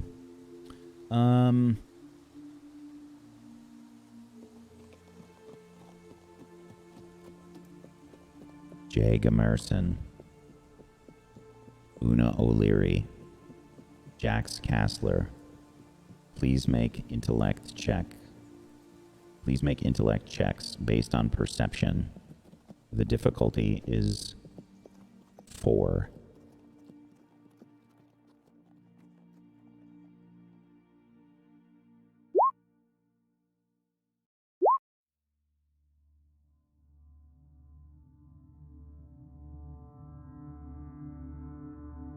Okay. You're going to be traveling for a few hours. These are the views that you're seeing here. In general, are very beautiful. Sort of the rolling hills of grass, strange plants and things as you're making your way along. You know, there's a lot of atmosphere here. You know, you're getting the feeling of the wind and everything, and it's just a kind of like wide open space. It's a lot different, obviously, than being in the village and hearing that sound and being overwhelmed by it. Here, there's this wide open nature experience that you're in. This wide open field of plains and whatnot, and this sort of serene landscape that you're passing through. There's just this, you know, this like constant wind that's going on, and it's probably pretty refreshing because it's a bit humid and it's hot, but there's this like fresh breeze that's constantly rolling through. If you've ever been to sort of like a tropical island or that kind of a feeling where the sea is reasonably close and there's a lot of flat land, even if there's a lot of humidity, it's not a stagnant humidity. It's a sort of rolling feeling. So it's a very pleasant breeze that's sort of flowing through here. But there is a lot of wind. These are sort of big open plains as you move away from Keford. You're sort of heading like north and west at the moment. As you're making your way around the forest that was near Keford to the west, near the coast, as you're moving across these rolling hills and plains. After a few hours, there is something that starts to worry you. The wind is increasing in its severity. It started out just kind of like as a pleasant breeze, but now it's getting to the point where you can barely hear yourselves think. The wind is blowing really hard. Still clear out, but really intense wind. It's whipping by. If you have any clothing that's kind of loose, it'll be like slapping against you, you know, like, and just getting stuck against your body. You'd see like the grass kind of like flying almost horizontal as the wind is whipping through. Ulrich, you're trying to work on some kind of device here. The way that crafting works, there's as a rite, you're primarily a crafter. You kind of like need a place to work, you need time to work, and you need materials. You have yourself some of these components. You have iotum that you've salvaged from these experiences thus far. The way that the crafting works, basically, is you determine like what kind of object you're trying to create. What are you trying to create? I was thinking a cipher, but nothing of any specific. So I was just going to fiddle and roll on the table. Okay. So, all right. What I'd like for you to do then is to... Both in and out of character, because in character I would still think that. They'd be like, yeah, well, it doesn't matter. I'll just make a cipher, and whatever it is, it'll be random.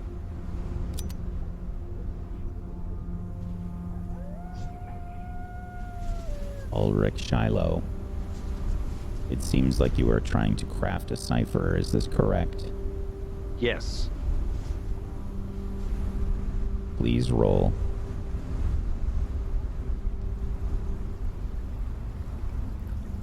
Let's see. This is going to be...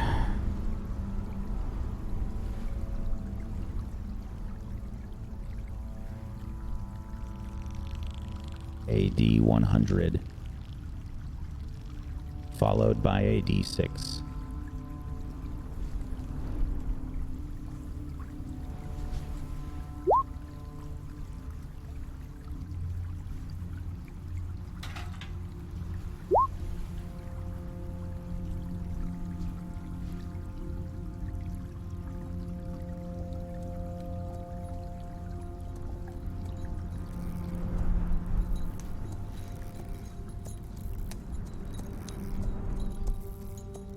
So, this iotum that you have has sort of turned into a kind of liquid sort of thing. Cool. It's looking like some kind of spray of some kind.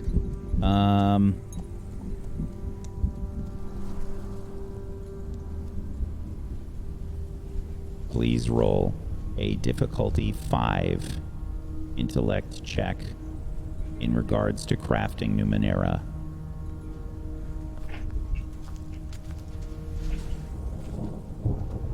I'm gonna spend an edge on it, or spend effort. Twice.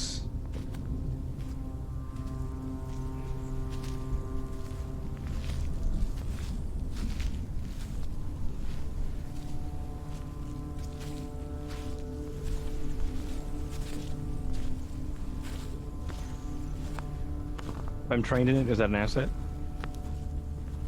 No? Please roll from your skill list. You have crafting Numenera. I did that, yes. I was just wondering if it was an asset, if I had it trained. You are trained in crafting Numenera.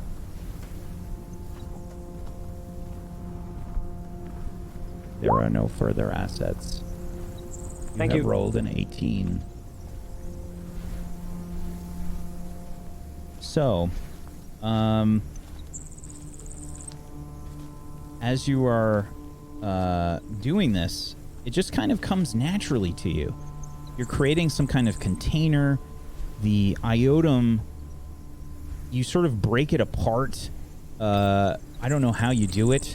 I'll let that be up to you. What does it look like as you're doing this? What does the experience look like? Sure. So you said it will be a spray device? It's a Or the spray iotum device, version? yes. Okay.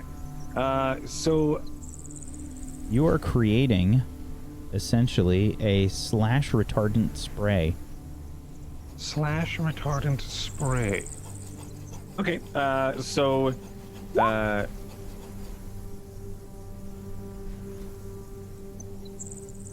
Great. Sort So of a I guess spray-on Kevlar kind of thing. pretty much, yeah, spray on chainmail. Yeah. Damn. So I guess what if anybody's watching or looking? I'm taking out. I'm fiddling with all these different iotum. I have mentioned the iotum before as some sort of dark bluish, glowy ore-looking thing. But one of them that I take out, it kind of is it looks like it's been melting. It's got a little bit of a sludge. The viscosity is a lot lower than the I guess the booger type iotum that we had before. But this one I start to use and I take out and I start to apply it and knead it within my fingers until it starts to get a little bit stiffer. And then I use the same bottle and the vial that was in it and I place it back in with I guess some of the parts that I would probably used, maybe some of the surgical tubing from the scrap and parts that we had from the spherical iotums or the spherical Numenera back the gazers and even maybe the laser tip or something, the parts that we've salvaged from them, I've fashioned into be the nozzle of this this piece. What you see is a small vial, and now with inky, dark, like a yay big inky dark liquid with some surgical tubing and the laser bit from the gazer, and I test it, and it sprays this, and as it sprays through the air, probably the nanos in the party would see it start to glimmer, and like the cloud glimmer, and then as like a cloud of Febreze or a cloud of spray would dissipate, so does the light that would come from it, and then I just kind of put it back in the. That'll work. Yeah, I think as you're working on it, you realize that it's kind of bulky. As you're making it, it starts to get more elaborate as you work on it. Like first you start with this little vial, but But it starts to be this like I would actually do it in real life. it's like this bulky handheld device, and it's kind of got like a large tank and like a wide hose kind of thing to spray it. But yeah, like a portable fire hydrant size. Yeah. Cool. And this is going to cost you some iodum. Is it level 2? So this device is a level 4. Okay. And it was a difficulty 5 because you were doing it on the back of an anine. Yeah. In the wind. Okay. Yeah. Techgnome. I'll explain to you some things that are happening in just a second. Okay. Because as this wind is kicking up, and this is something again that Jax and Jay and Una, you're noticing like over the last like couple minutes, it's been starting to get like really kind of intense. The entire thing is it's starting to get a bit like overwhelming. Okay. You're also noticing something, the three of you, as the wind is picking up. You see the ground start to move. I guess some shit's going wrong. At first, you see the grass, like you think it's the grass, like it's just getting whipped around or something by the wind. But then you realize that the ground beneath the grass seems to be moving. Do I notice anything in the nanos that's different? Same. Oh yeah. That's what gives you your tip here. As the wind picks up, in an almost like goose flesh like reaction, the ground reacts to the wind. You can see the nanites are sort of grouping up. There's sort of pools of them, and I guess the way that you described was sort of like bits of light. So you can see the light is just getting like really kind of intense in certain areas. Oh no. And the ground starts to... You start to see stalagmites come from the ground, right? Yeah. They come from the ground, and they start to burst forth.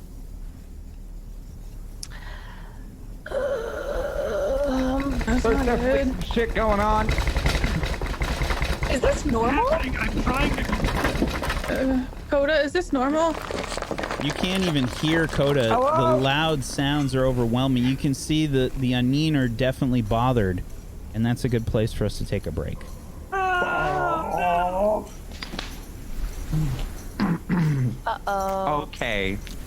Uh-oh. Waku-chan. Uh-oh. That's a good place for us to take a break. Before we go on break, can I shout out something to our patrons for all of them? Mm-hmm, absolutely. You may not. We have a thing called Lore Drop that we've been doing. If y'all have missed it and you're subbed on the Patreon or whatever it's called, go over there and check it out. You might find yourself some links tonight or tomorrow morning is going up the interview / 40-minute podcast thing that Brad and I did about his beloved character dying a couple weeks ago on Ragtags. So it's really cool, and it'll be going up hopefully on YouTube and then over on our Patreon soon, but not like YouTube to everybody, but up on YouTube for the patrons. I botched it at the end, but I hope you guys get it.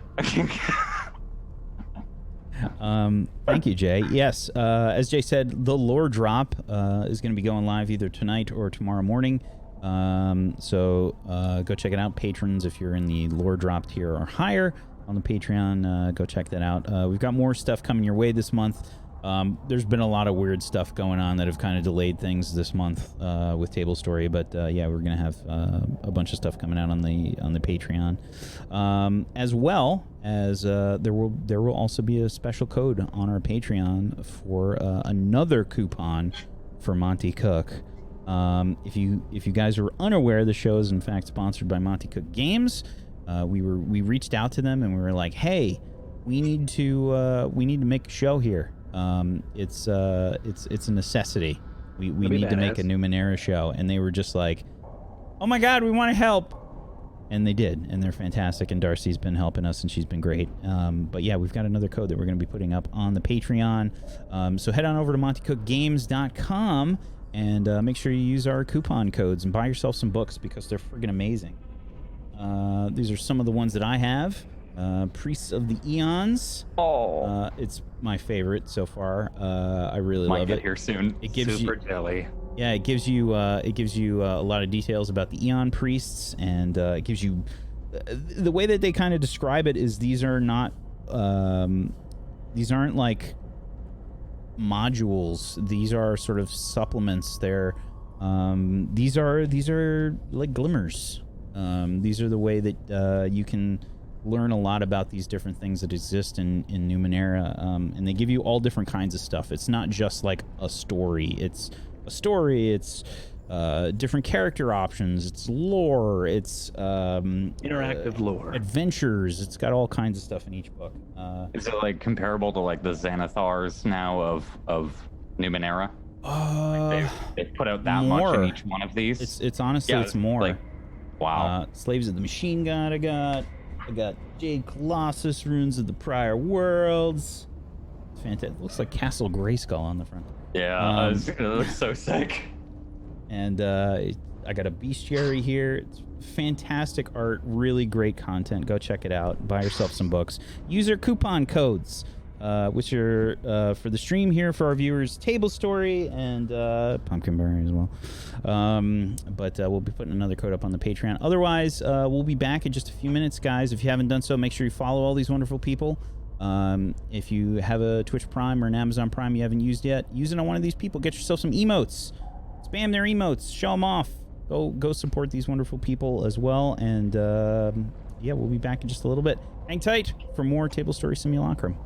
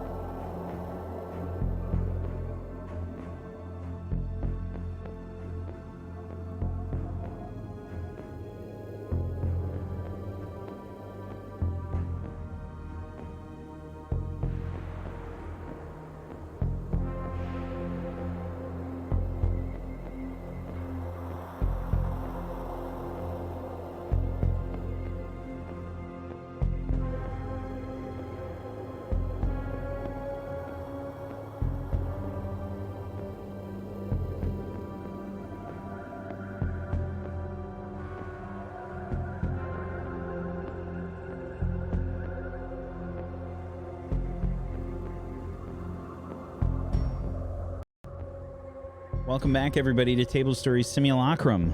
Welcome back. We return as the winds are picking up. And yeah, Jax, you are noticing the nanites and things moving about at pretty crazy speeds. You can see they're sort of moving all about, and everybody starts to hear this this sort of like rumbling of these rocks. Can I do a perception check What are you looking for? to see if it's created by any sort of being? If I'm looking at the nanites, is it created by a certain being, or is it just like a phenomenon that's happening right now? Kind of like an earthquake. You were kind of trying to get in tune with the nanites before. Yeah. What were you looking for before this? I was trying to study them to see if I like could differentiate the difference between like the land and the things, the creatures that were alive, and like the flow of where everything's going and how it rests. Okay. Just stuff like that. So just a general kind of study of how Yeah. they sort of interact with the world. Yeah. I I don't was think you staring have at to. Jay a lot as well. I don't think So you it's like- really. I don't think I'll really make you do a roll. You're a nano. That's kind of like what you do. They're all over the place. I mean, they're everywhere, equivalent to germs or bacteria around the world. They're everywhere. It's very pervasive, and as I think you can imagine, as the wind sort of whips around, you'll see the nanites just kind of whip around through the wind, and you can see they're crawling on the grass, and they're crawling on everybody, and they're very much a part of this world. Is this a like big cluster of nanites, or is this just the world like shooting up out? Does that make sense? I think that you were kind of focused just probably in a small space. Okay. Everybody else was kind of doing these checks. You probably were just kind of in the zone. You were studying what allows you to do what you do, basically, from what the sound is, from the sound of it. And you maybe you were trying to use some of your hedge magic and whatnot before, but you'll see that your hedge magic is actually closely related to these nanites. You would see that they are the things that are actually doing the hedge magic. So the small objects I can make and whatnot are actually just them. They're the nanites that are Yeah. creating these objects. Okay. Yeah. That's So I'm Mr. Smith, yeah. creating things. Well, I mean, I mean, in that sense of like, if I was like, here's a cup in front of you, and it just like forms itself around yeah, it. almost like a 3D printer kind of thing. Yeah, in my hand. Yeah. Okay. It would. I think with the hedge magic, it's meant to be sort of a flash in the pan kind of thing. So it might Yeah, it might be small. there for a second, or it just disappear. Or, after. It's not. It doesn't have real structure to it. Yeah. Yeah. The rest of you, you're seeing this. I mean, this is crazy. You're seeing stalagmites shoot up from the ground, and I think that your Aneen start to, they're starting to move around and buck as you're all on them.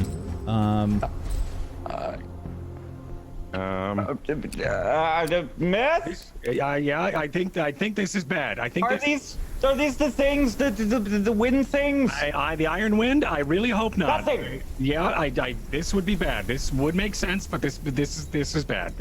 Okay. We gotta, we need to turn Please around. Everyone, please make a speed check Oh boy. in relation to riding animals. Ah! Difficulty.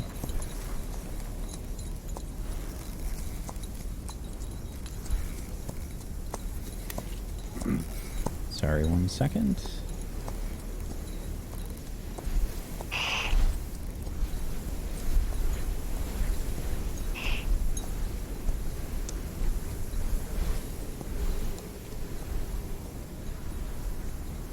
Suspense. There's that scene in The Wizard of Oz when the tornado brings Dorothy, but it... Difficulty is 3. Lovely.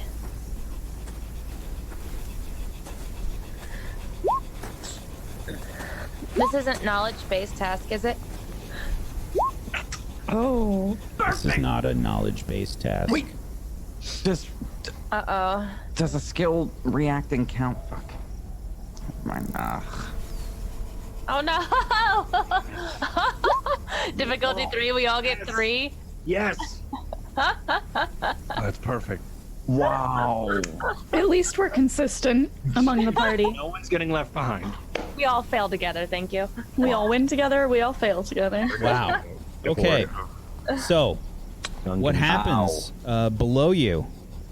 A stalagmite forms, shoots upwards, forms, and the Anine gets thrown. Everybody flies off of the Anine down to the ground as this wind is whipping through. Rocks and things are flying through the air. Little bullets of rock essentially are moving all about as these stalagmites shoot up from the ground. And they sort of make like a wave-like motion in response to the wind.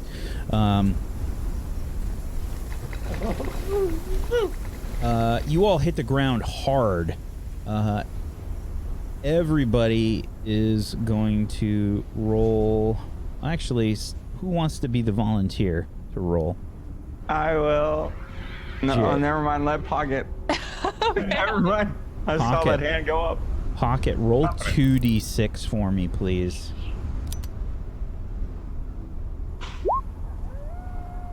Okay. 3 again, are you serious? 3. So the whole group hits the ground pretty hard, falling off of the Anine, who are sort of bucking. The one that you were on is connected, via a leash, like a lead, to the other two, and you can hear Coda sort of like yelling. It's too, she's like too far away. It's too loud. You can't really make it out, but you just hear, sort of screaming, trying to reach you over the wind. Everything is chaos. The Anine gets thrown into the air, and your Anine starts to get launched up by the stalagmites. They're sort of like on an angle, flowing with the wind, and the Anine gets tossed up into the air. You all fly, hit the ground. Rocks begin to pelt you. Everyone takes 3 damage through your armor. Might. Yes. This will be might damage, yes. Nice. These little like pebbles that are essentially bullets are just flying through, smacking you in the body, and it's brutal. The wind, you can hear it starts to like fade, but it's hard to see as there's lots of rocks and things moving through the air. We're all like on the ground, kind of. Oh yeah. Did Coda keep moving with the herd? Or with the caravan? The Anine stopped because of the sort of center one that several of you were on got launched. Now, one of the other one that had the rest of the group got sort of like pulled and smacked, and you just kind of fell off of the Anine into this chaos. The Anine look like they're kind of like injured, like as they hit the ground, but they do kind of like all fall over. You can see Coda and her 2 children also fall to the ground. I'm in like fighting stance, and I've got both of the daggers out, looking for whatever this is, no matter how futile it might be.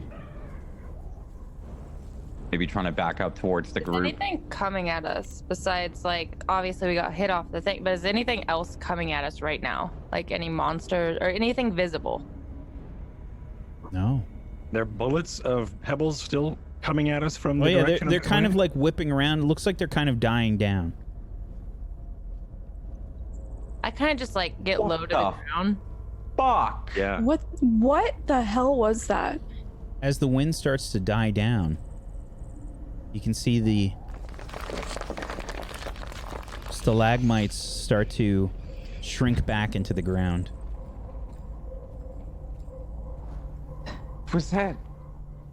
Was Were those the Iron Winds? I have no idea. I run over to Coda. Coda? Yeah, I run over to her and I start picking up her children, trying to help them up. Is everyone I'm gonna all start right? trying to gather Sam? the collected, any scattered supplies. I'm gonna start trying to pick up for them. Sam? Danny? Are you all right? Or are they? Uh-oh. They're there. They look like they're sort of covered by some of the supplies. Sem is trying to like push some stuff off. The Anin is sort of like doing the thing where it's like kicking its legs, trying to find a way to sort of get back up. You can imagine these creatures are not really meant to fall onto their sides. Like this is, it's pretty dangerous. And the legs are sort of kicking about. You can see Sem and Dani are trapped below some supplies, and they're trying to free themselves as Coda is she's trying to get close, but the Anin is still like kicking, trying to find a way. It's making these like panicked. Whoops, sorry, wrong one. They're making sort of like the panicked, like repeating these warbling kind of noises in a much more like hurried pace. I'll try and skitter under the legs if Techgnome doesn't beat me to it to try and get the things off of the kids so they don't get trampled. Just to be clear, who's doing this? It's Jay and Techgnome? Oh, no, I'm not. I will. I'm not going to go. I don't have good might and speed, so. I will. I'll assist Jay. Will also assist Jay. I'll try to help too. I'll get ready to heal. Yeah, someone's gonna get kicked. I'm like doing the is there please underneath the Jay legs. Gamerson, Oh no. please roll a speed check, difficulty 3. You have been assisted by 3 members of your party. Yeah. You have 3 assets.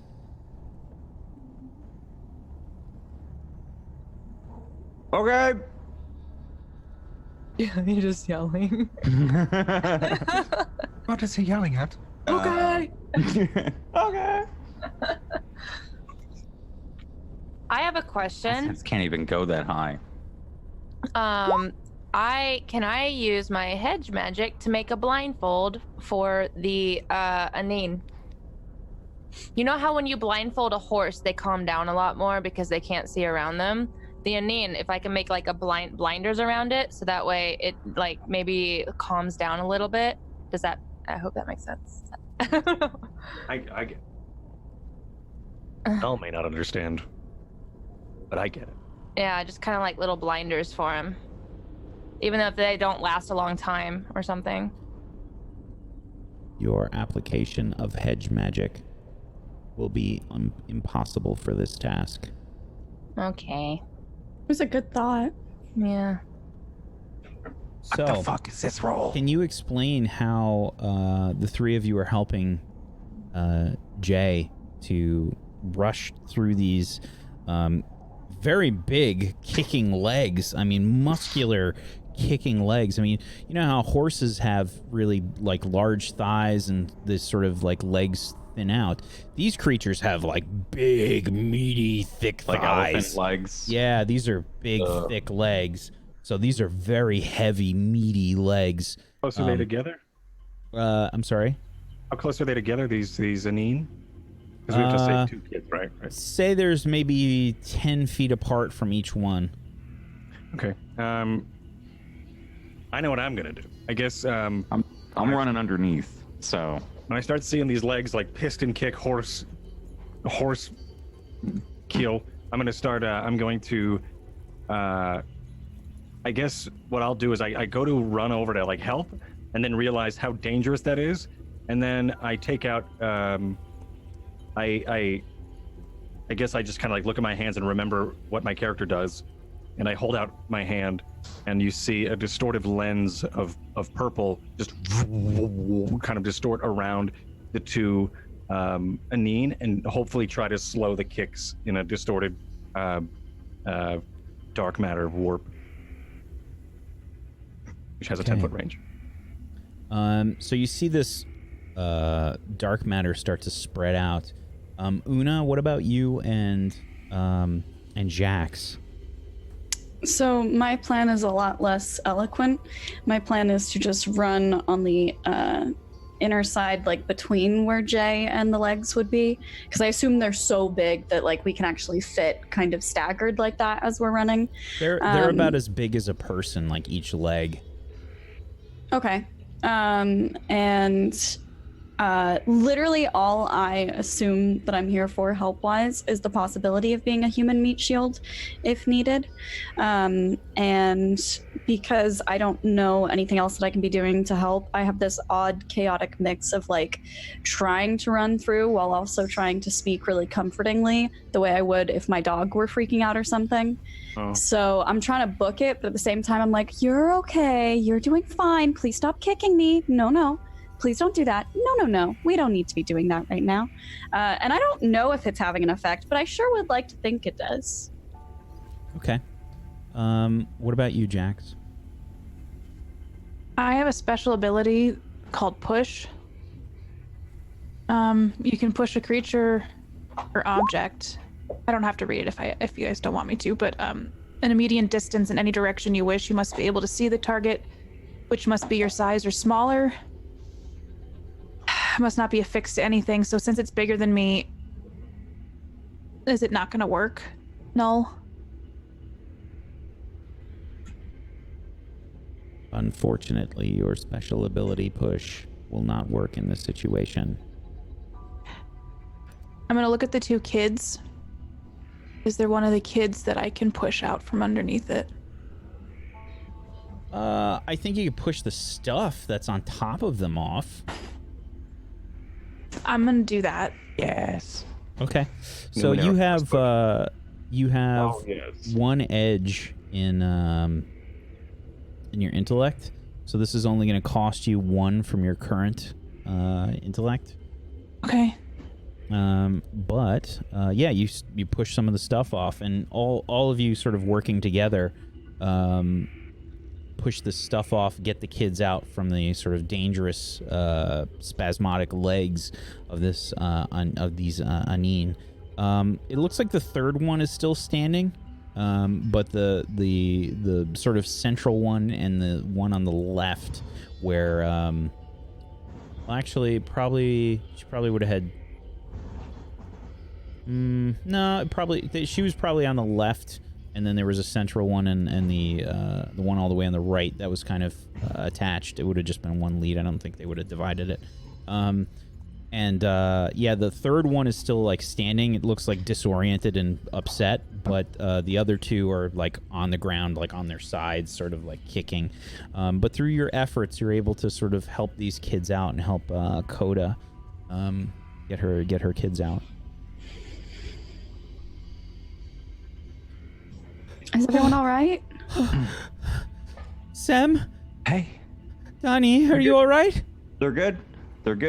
Sem is like nodding, and he's you can see he's like holding Donnie's hand, and she looks like she's like freaking out a little bit, and Sem says, "I'm okay, Donnie, it's okay, you're not hurt, it's okay," and she's just kind of crying, and he's just trying to like comfort her.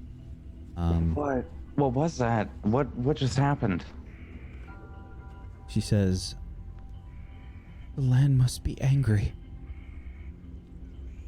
The lamp? It gets angry? Sorry. I don't know. We must have done something to upset it. So that wasn't those weren't the Iron Winds then? No. Oh, okay. Oh, okay. Say that like the Iron Winds are way worse than that. Yeah, that's how I imagine them. I have not seen the Iron Winds for a very long time, and I hope that I never see them again. Oh, okay, it's like that. Okay.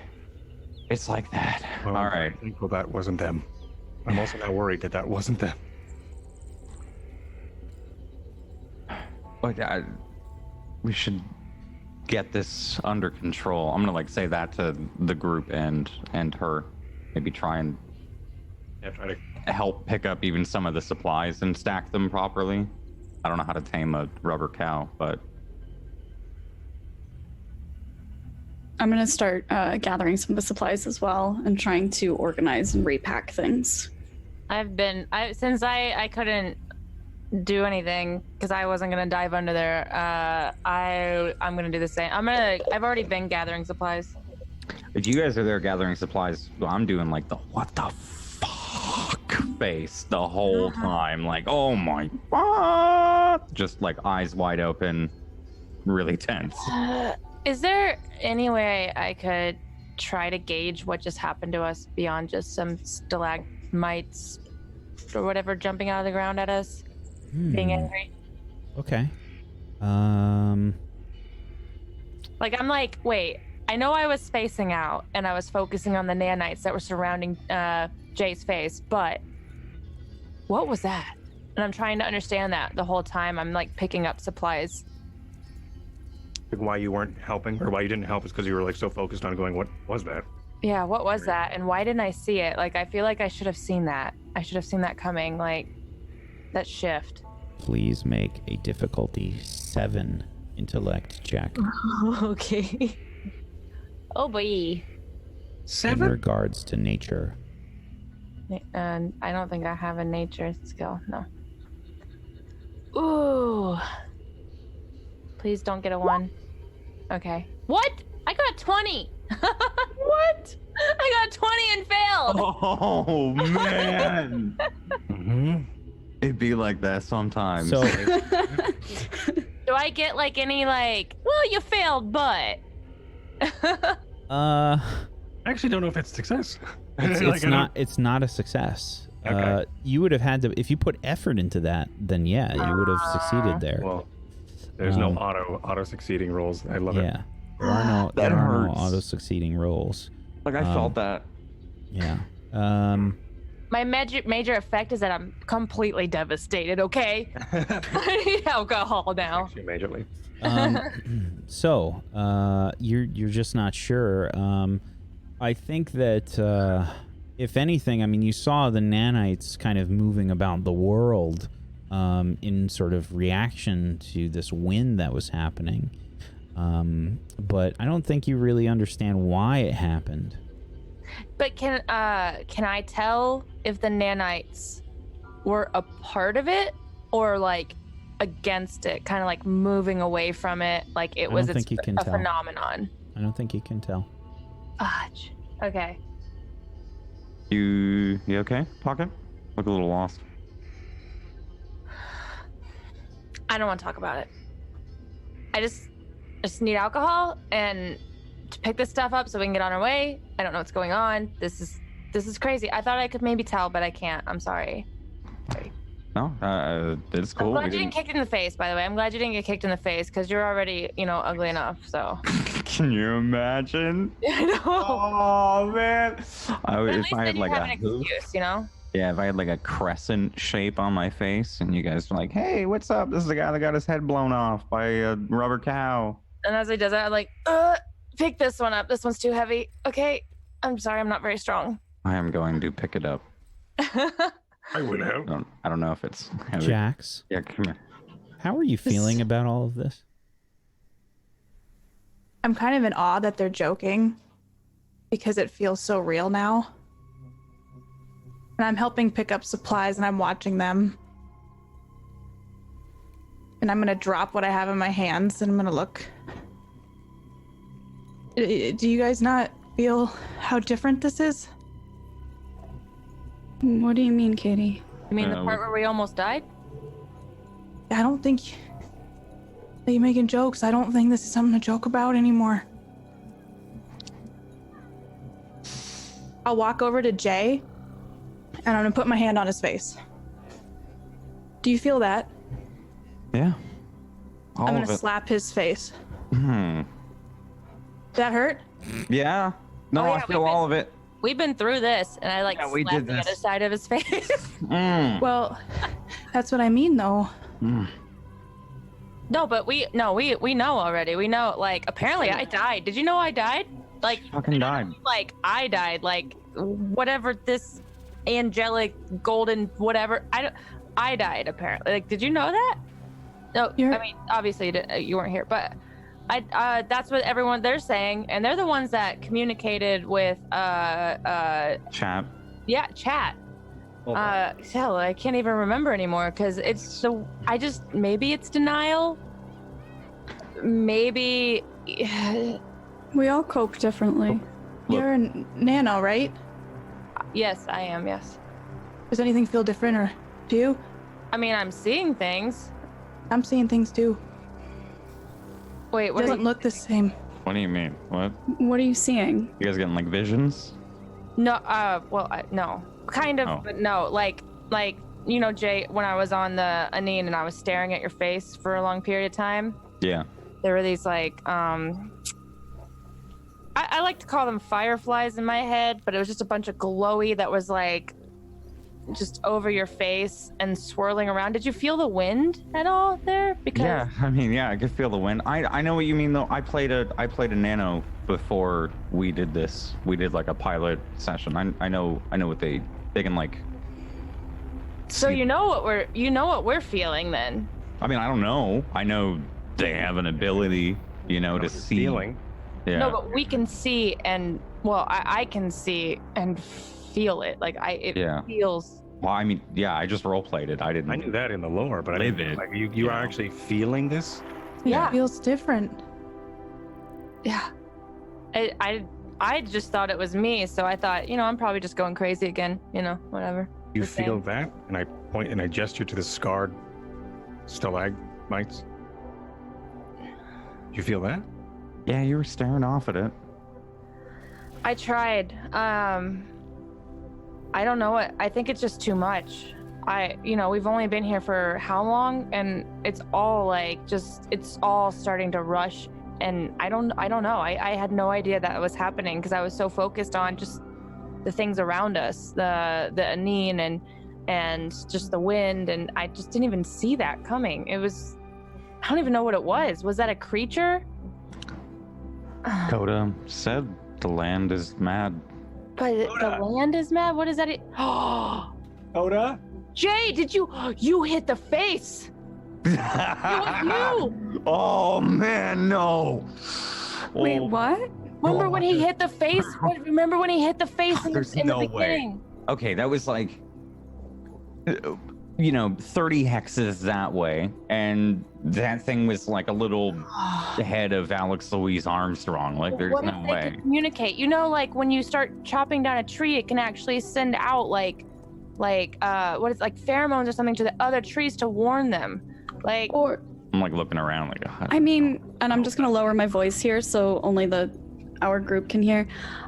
I don't mean to disrespect her beliefs or anything, but it's possible that this is a story that has been passed down over generations here to explain things that aren't really the land being mad at anybody. That's just what they believe. That's a thing for us with religion, right?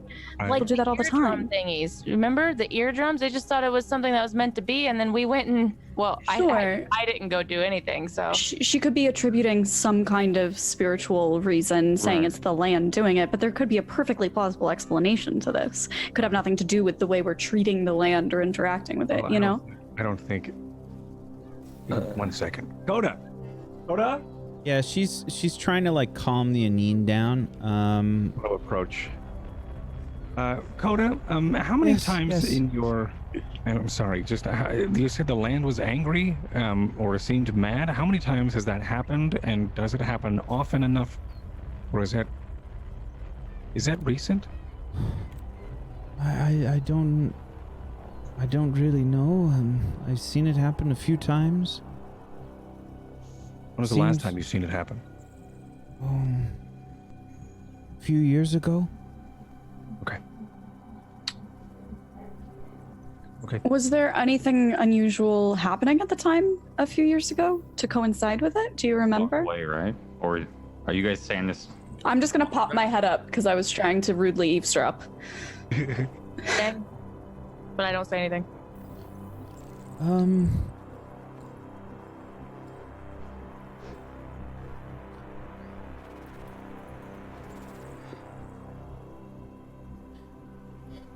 Una O'Leary, please make a intellect check, difficulty 3, in regards to conversation, social interaction.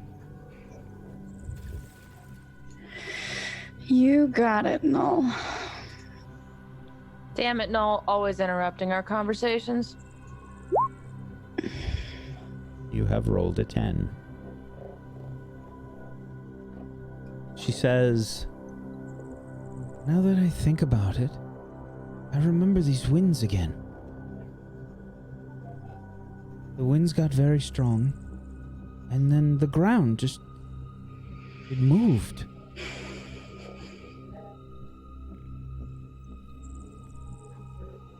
What, a couple of years ago? I think so. Who are you with? Were you with anyone? I was making the trip with my husband.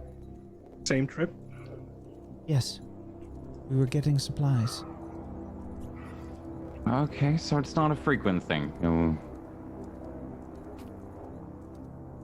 I Once don't every think couple so. of years. We just got unlucky. I mean, either way, we have to keep moving forward, right? There's nothing we can, like, do here. How are we going to investigate the ground? Should we just keep trying to... Try and triangulate, like, where the wind came from. Why would you follow investigate the ground? I'm saying it. We look where the wind came from. And Wind why is comes from everywhere. Should we just try to move on and hope it doesn't happen again? I mean, what do you guys want to do about this? No, we can, yeah, you're right. We can How keep would getting, you stop the keep wind? moving, but you can't. How would you stop the wind. ground? yeah. Yeah, No, you're it's right. on. Impossible. My question, and I guess I'm going to try to help strap some of these things down and actually lend a hand, but also have a conversation at the same time. Why is it called Scarred Monolith? The scarred monoliths. They are... like... You have never seen them? It's my first time passing this west. Well... The scarred monoliths, they are like... floating islands in the sky with massive statues. These monoliths rest atop them.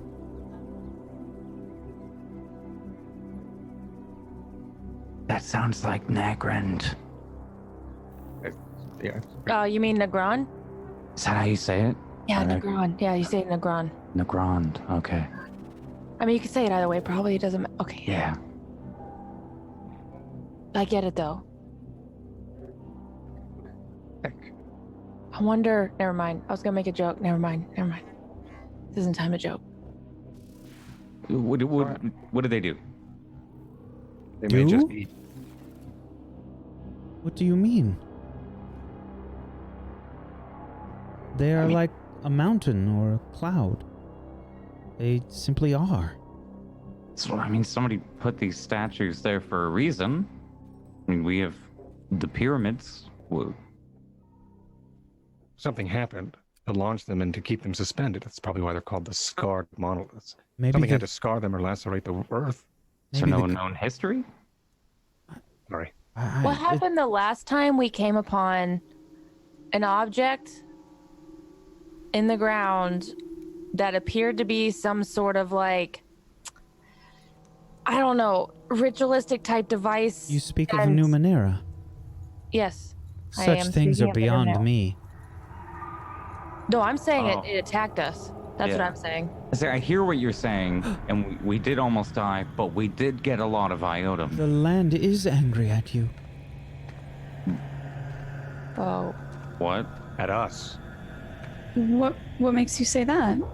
A Numenera Jay. attacked you? What? No. A bunch of, what are they? Balls? Gazers? Gazers attacked us? Numenera. Yeah, they Or were the Numenera? weapons. Like giant meatballs with lasers. They burnt our friend really badly. That's horrible. So we shut down the giant noise. Do you think that just this everything knows and word has traveled amongst the Numenera, and now they're trying to get revenge as we go along our journey?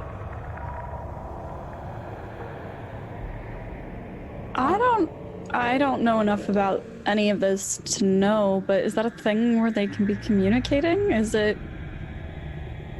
I mean, everything seems Numenera is beyond. That would connected. that would imply like such a large connection. But then are all the Numeneras connected then? When Like, I think about where we are from, Dab, and how we are now here, maybe it's not just the Numenera, right. and maybe this Numenera is in fact where we are. And that's why it can do what it is that you were saying it can do. Because we are the ones causing a ripple within this Numenera.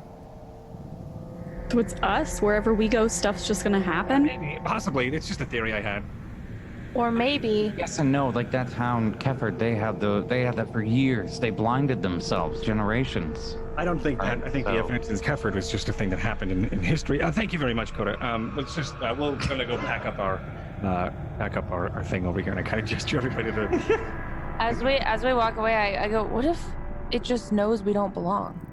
Yeah, I think that's what he's The saying. world could be mad because we are the ones who are the one. We are the issue. We are the ones rippling across this Numenera, which is actually just the world. Well, then let it be mad, man. What the hell? We don't want to be here. Or maybe the developers just programmed it into the game to happen in the specific area at a specific time. Maybe. Wait, you Yeah. said yourself that you knew this was more than just a game, though. Well, it feels real now, but why would it be mad at us? It's not just us. There's others out there like us. Because we don't belong. We are disrupting what could be a whole nother world. That what if we were like transported into this world, and now we're just here, and we're not supposed to be here. Have you ever watched the Cloverfield with the space one? Yeah. Yeah. Yeah, how they get transported, and then it just spends the whole time trying to kill them off. Spoilers. I'm sorry if anyone didn't see that, but it just spends the whole time trying to kill them off. What if that's what it's trying to do? We don't belong here. Well, We're I from mean, a different timeline. Well, I guess in that case, we better move fast if it's gonna keep doing it. We still have to get to Pumpkinberry, right? right Okay, well, we better start going then. We better- Yeah. Oh boy. Katie. I mean, I know it's not the time to joke, but we really. If this is it, then this is it, man.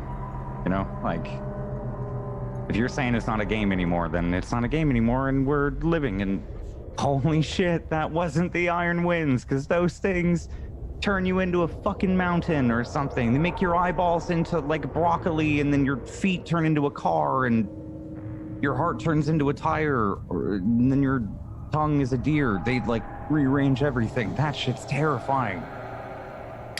Okay, I didn't know about this until right now. Yeah, they're nanites that like travel the world and literally rearrange every single thing in their way, and apparently. Spot on Jupiter. It just travels in the entirety of Yeah. Numenera, the ninth world, and all of the nanites that are around us are just culminated in that, and they're just not happy. And they will change the molecular structure of anything they breeze through. Also, Katie, if you don't mind, I can call you Katie or Jax or. You just call me Katie. Okay. We had a thing happen. The events with Pocket and her not reacting. We interacted with her by putting her on the gallon to get her safely, and in that, Null would glitch. It glitch? Yeah.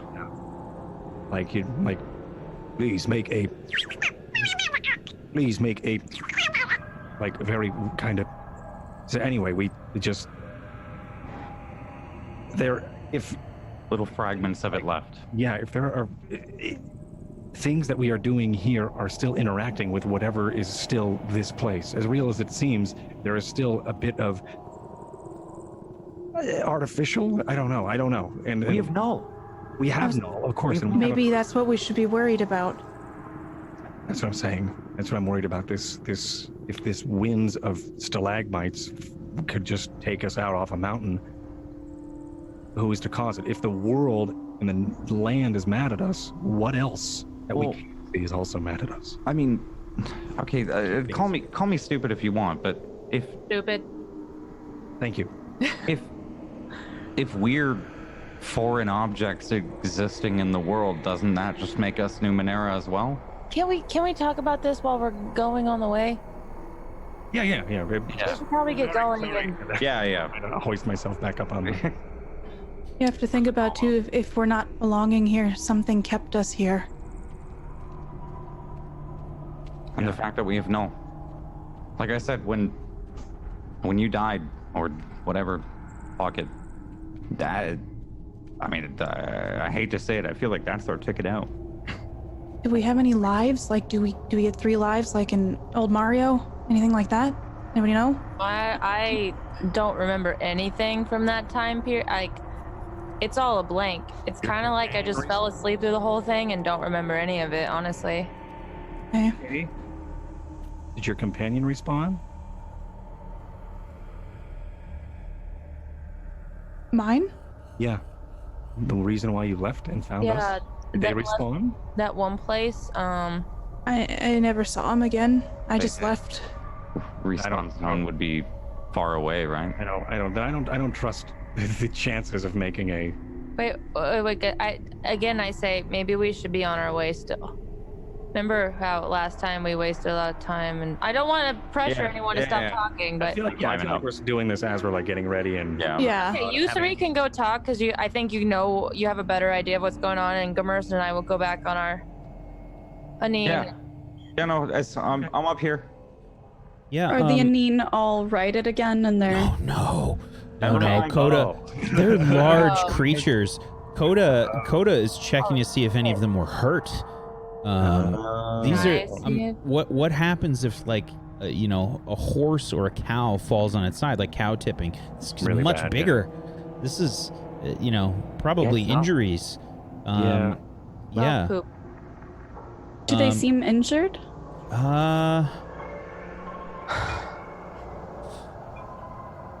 think that Coda would be sort of like running between them, sort of like furiously checking, sort of trying to calm them down and whatnot. As you got closer, do you ask this, Una? Yes. Yeah, Coda would just be saying, I don't think so. Nothing bad. Aside from a few cuts and scrapes. Good. Can we help you get them back up again? Oh, please. I'm going to need all the help I can get. All of us should try. Yeah, just let us know what to do. All right. Don't get near the legs. Get near the hips. And, yes, we should all help from the hips and from the shoulders. And try not to push on the stomach. I've got this cord and I've got this very thin cable. I could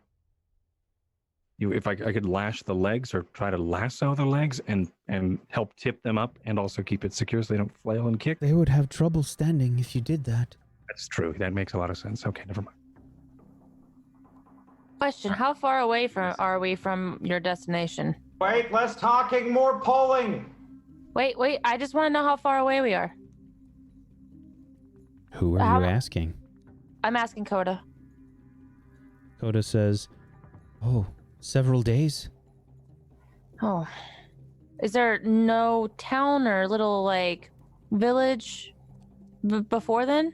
No. Great. Okay.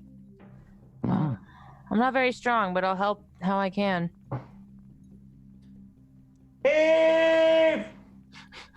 Everyone, please make a might check. Difficulty 3. Oof. This is in regards to lifting. Oh. Never mind. I'm very strong. Right now. Oh, Techgnome has totally? rolled an 18. Do we Luna has get rolled any an 18. assets? Ulrich has rolled a 16. Ulrich has rolled a 6. Jax has rolled a 16. And Jay has rolled a 16. So after much sort of heavy lifting, everyone is able to write the Anine. Ulrich, as you do so, you're definitely not cut out for this kind of thing.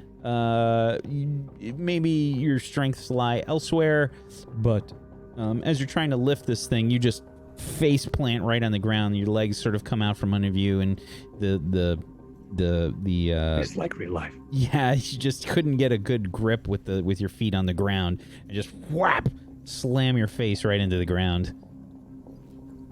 But everyone else is able to sort of write these. Did anyone see that? That's my main Everyone saw this.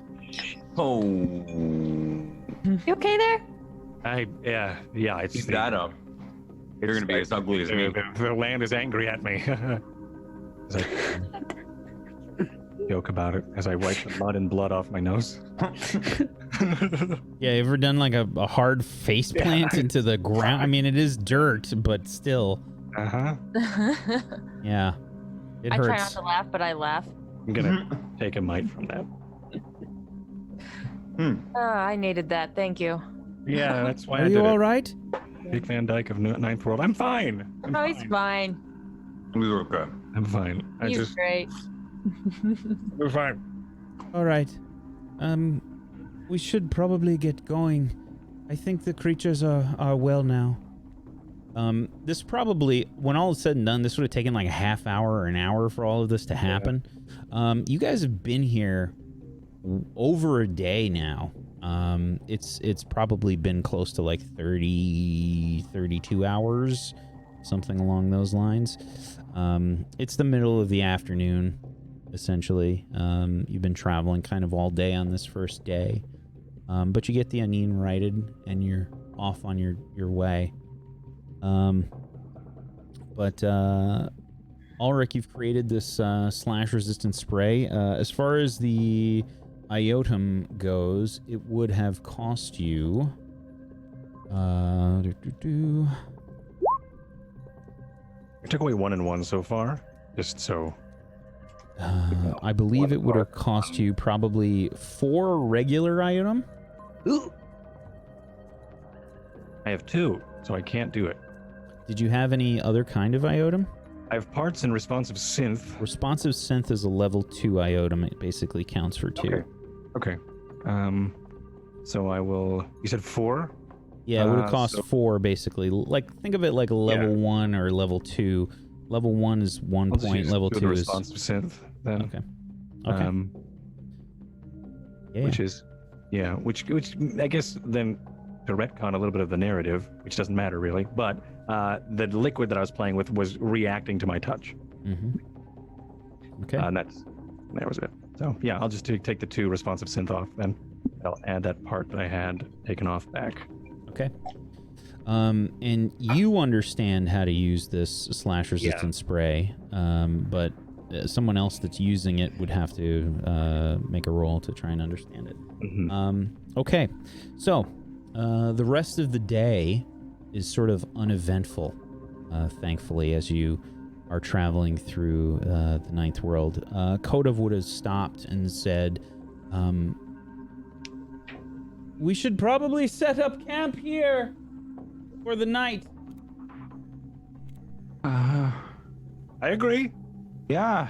Just let me know how to park this and what you need done. Question, actually, Coda. Do you have any food? Any food? Oh. Just a little bit. It doesn't have to be anything big. Well, I think we can pay you for it, even if you have any, just something little. If you don't, we can go find some.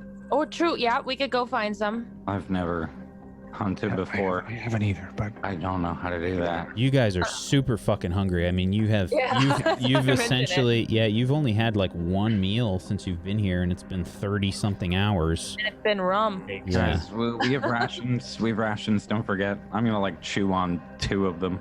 Wait, do I even have rations? I don't have any of that Yeah, in my equipment. they come in your main pack. Not everybody gets one.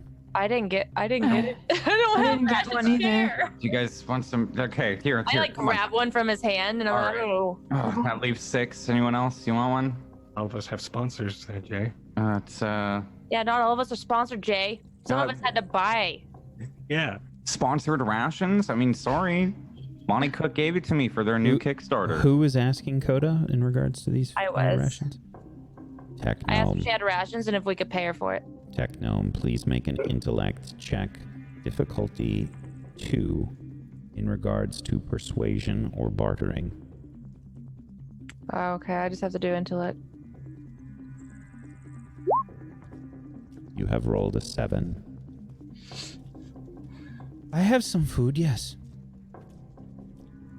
Anything. It doesn't have to be any, like it'd be bread and water. I mean, just anything, honestly. Doesn't have to be a lot. We know you have a family. Yes. We are secondary.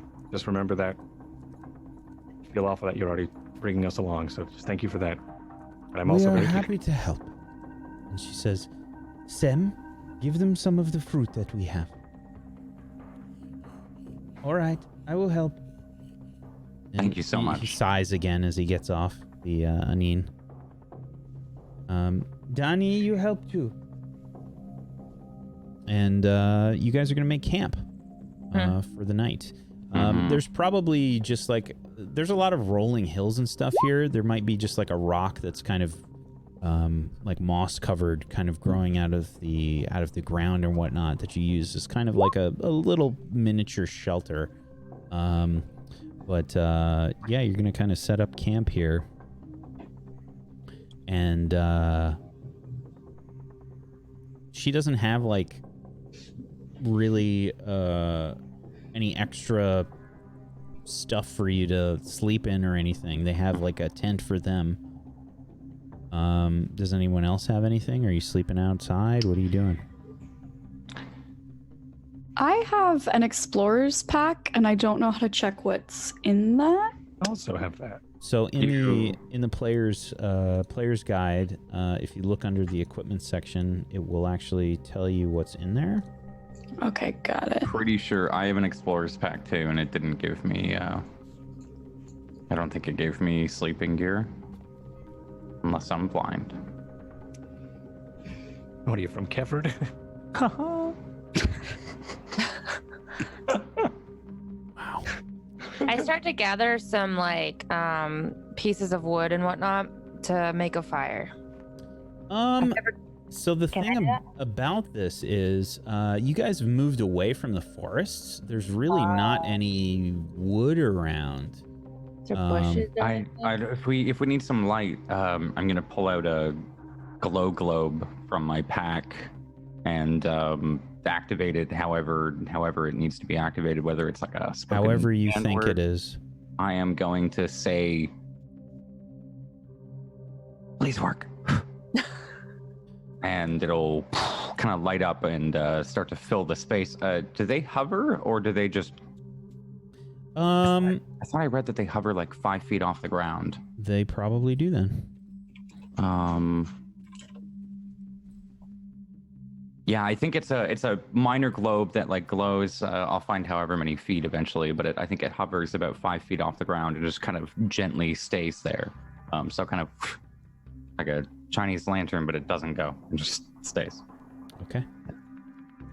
I mean, we can't cook on it, I don't think, unless you like crack it open maybe, but... It lasts for about an hour. And it sort of hovers. It probably is not 5 feet off the ground, maybe like a foot off the ground or something. Okay. Can I grab it and take it with me and look for like if there's bushes or something? We can always like gather the twigs off that and It's try. not quite dark yet. It's getting there. It's like dusk. Okay. I'm gonna go look for twigs and stuff to be like, I know I want to try and make a fire. All right. Well, look for the light. I have To get home. kindling. Oh. Oh, that makes it easy. Yeah, you can see. I mean, they've got firewood. That's like the saddles are filled. That's why they went to Keford. Just what they do. Yeah, that's why they went to the lumber village, like to get this firewood and Perfect. Yeah, and Coda, I supplies. didn't think you want to light up your own supply, so. Okay, wait, but I'm a little worried after the attack earlier, and I think that maybe if we set a fire and we take turns keeping watch, a couple hours on, then the next person comes on, then maybe we can like warn the others if something like that starts to happen again. Yeah, no, that's reasonable. I played enough D&D to know that not everyone should be asleep at the same time. Right, you always go in staggered shifts. So what do you guys think? Do you think that sounds good? Like, Yeah. I mean, I'm good with that. Yeah. I'll stay up Perfect. a little bit and cover you all if you want, and I can just sleep on the ride tomorrow. Actually, let's split it half and half. I'll get the second half. Okay. So you get a little rest, and yeah. Yeah, that works. Okay. I need to still make some ciphers, so I could also. I'll take a shift. Okay. Use the company. Yeah. I mean, yeah, you guys try and rest when you can. I can literally only go invisible and throw a knife. So, not much use here unless... I can teleport far away, so that doesn't really help anyone either. I can run. No, but I can probably yell. I could use my voice, so if something happens, I could just scream loudly. So I'll take second shift and or I'll take third shift. Gummerson, you get first, and Myth, you get second. Yeah. If I wake up, I usually. Yeah, we'll split the night, and then Nega I'm using your wrong names. Oh God, and I'm like, I look at Coda, and I like turn away. Sorry, we have nicknames for each other. I apologize. I shouldn't use them in front. Una and Jax, if you want to take the, you just want to get well rested for us? Yeah, you two sleep and then take the shift tomorrow night, the long shift, and we can stagger it out on the nights instead of doing it. Yeah. All in the one. Okay. Yeah. Just to be clear, you guys sleeping outside? Do you have anything to sleep in, or like a tent of some sort? I'm gonna lay out, because I have a bundle of clothing. I'm just gonna lay out clothes and use that as a pillow. And I was gonna do the same. I'm gonna use my explorer's like near their tents though, like kind of like their tents are like this like. They just have one tent. They're all sleeping. Oh, in okay. Yeah. Well, then near their tent, so we put the fire like in front of it and then sleep all around it, I guess. Yeah. So. Okay. All right. I'm not gonna die. Whatever. Coda and Sem and Donnie probably, they would have had some like idle chatter and whatnot. And Coda would have said, Sem will stay awake for some of the night to keep an eye out. The company, yeah. Cool, yeah, we'll keep him company. Teach him what it's like to be a man. He can help us with the firewood, keeping the fire lit, because I don't know if any of us have good experience starting fires. Okay, I don't. I'd like to learn. So. Sam, you can be the stick man. You take a stick and you poke the fire with it. That you bought, and then bring it over here. You make it sound so exciting. Yeah. Okay, everybody, get some rest. We got a long day ahead of us, and I'm a little worried. Well, after everything that happened, my mind's wired, so I'm gonna try to make some ciphers. I hope it's okay. As I say, get some rest. I already have like my cape laid down, and I got like a bundle of like shirt, blouse, or whatever, and I just pass out. I'm just gone. Like, you're gonna have to wake me up. It's not comfortable. If you have ever slept on the ground outside, regardless of a pile of clothing or like a back. Love it. What's that? But on the contrary, I love it. You love it? I'm gonna actually. I love it. I'm gonna debate you there because I can I fell asleep on concrete before. I'm not saying you can't. I'm just saying it's not comfy. Oh no, I'll wake up with a thing in a Charlie horse or something in my neck, but I'll be like, whatever, I got rest. It's comfortable until you wake up. Yeah. There you go. Oh. You're like, oh, this is great. Oh yeah. Yeah, there's lots of like little rocks and things. Like it's not the best. You have to clear a space for sure before, and it takes a while to do. No. I went for the flattest place I could with pebbles underneath, laid it down, and then slept flat on my back. Okay. Idea before we all break our back. Pocket, if you hedge magic this, you can shit! Oh, flat as a board for all of us. Down. Oh my god, I was almost Contouring asleep. You woke me. Oh board. my god, do you know what that feels like? Yeah. I get up and I'm like, you're right. Okay, I lay my hand on the ground and I try to use my hedge magic. Clear any rocks or pebble that are like within the immediate area around the fire. Techgnome. Uh-oh. It seems like you would like to use your hedge magic. You know what? That'd be great, Noel. How do you know? How did you know? Please make an intellect check. Okay. Using your hedge magic, difficulty 2. You have 1 asset. Oops. Oh god, I forgot how to roll it. Is there a button we click to like specifically roll hedge magic? You can just use your intellect stat. Oh, I knew that. Yep, I knew that. The difficulty is 2, and you have 1 asset. Okay. I knew that. You have rolled a 6. You clear out an area. The rocks sort of move about. What do you think happens in the data sphere while you do this? What does it look like to you? Because I'm groggy and I'm only slightly paying attention, but then like as I open my eyes and I use the hedge magic, everything just kind of turns like a golden webbing. And you see the twinkling of the nanites just everywhere around me. And then the magic pulsates and just pushes them all away, as well as the rocks and debris that's near us. And then they kind of like form around us for a second and then slowly kind of ocean back in like a wave. Sem makes like a kind of noise. Oh. You can talk to the data sphere. I have seen people like you before. Uh-oh, did I do something wrong? No, you did a good thing. You did a good thing. Works miracles, remember? Miracles. Yeah, I can. Uh-oh. He looks like a complete shock.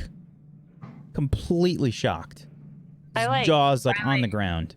I'm like fully awake now. I'm like, wait, who did you see before that could do that? When we visited the city of Bridges, I saw someone that could speak to the data sphere. Ooh. Oh, so you're rare.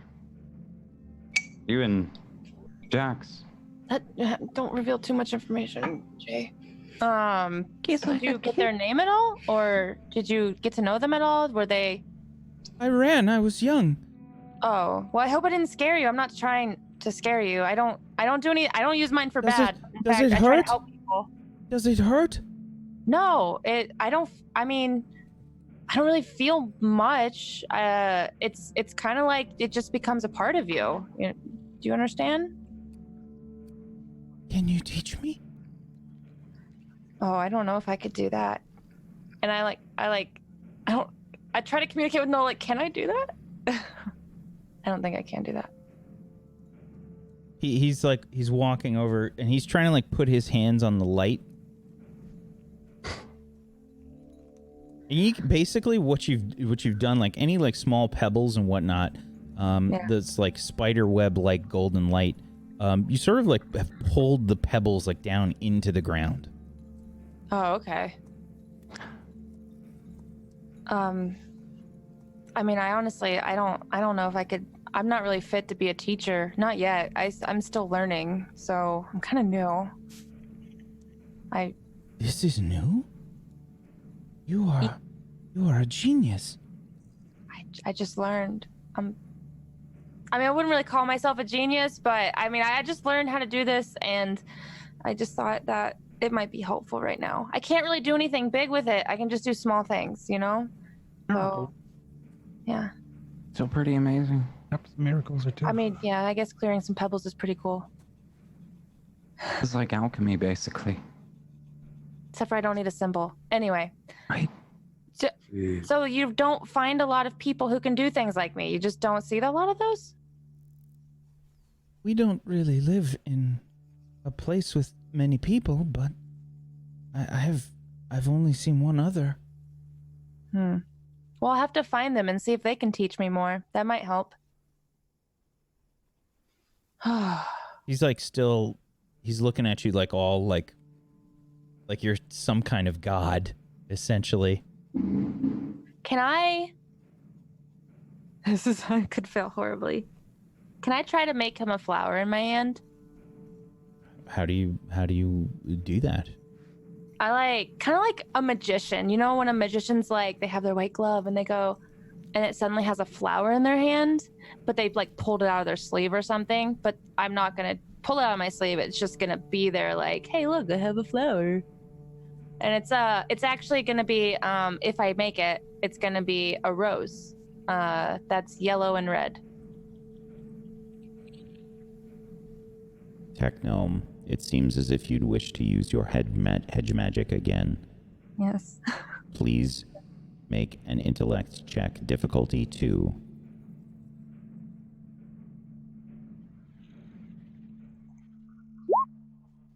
Oh. You have rolled a 19. Whatever you want this flower to look like, it looks like. I feel like, can this happen? I feel like when I make the flower, I accidentally make a whole bouquet and I scare myself. Mm. So I'm like, ah! Oh. Do they form out of the same golden light? Yeah. So it's like they just like pop up out of it suddenly. Mm. Really, like just so suddenly that I didn't expect it to happen. Oh, Whoa! Oh! Oh! Oh! What if I could do this in person? Oh my God, if we could do this back on, where we came from, Dab. I'd make so much money. Yeah. He's gonna think you're a god. Oh! And so I grab them and I hand them to him. Oh! Oh! And they just start to fall apart, and you can see the nanites just like dissipating. Oh! I feel like there would be like a golden effect around his hands and stuff, so it's like golden sand just pouring through him.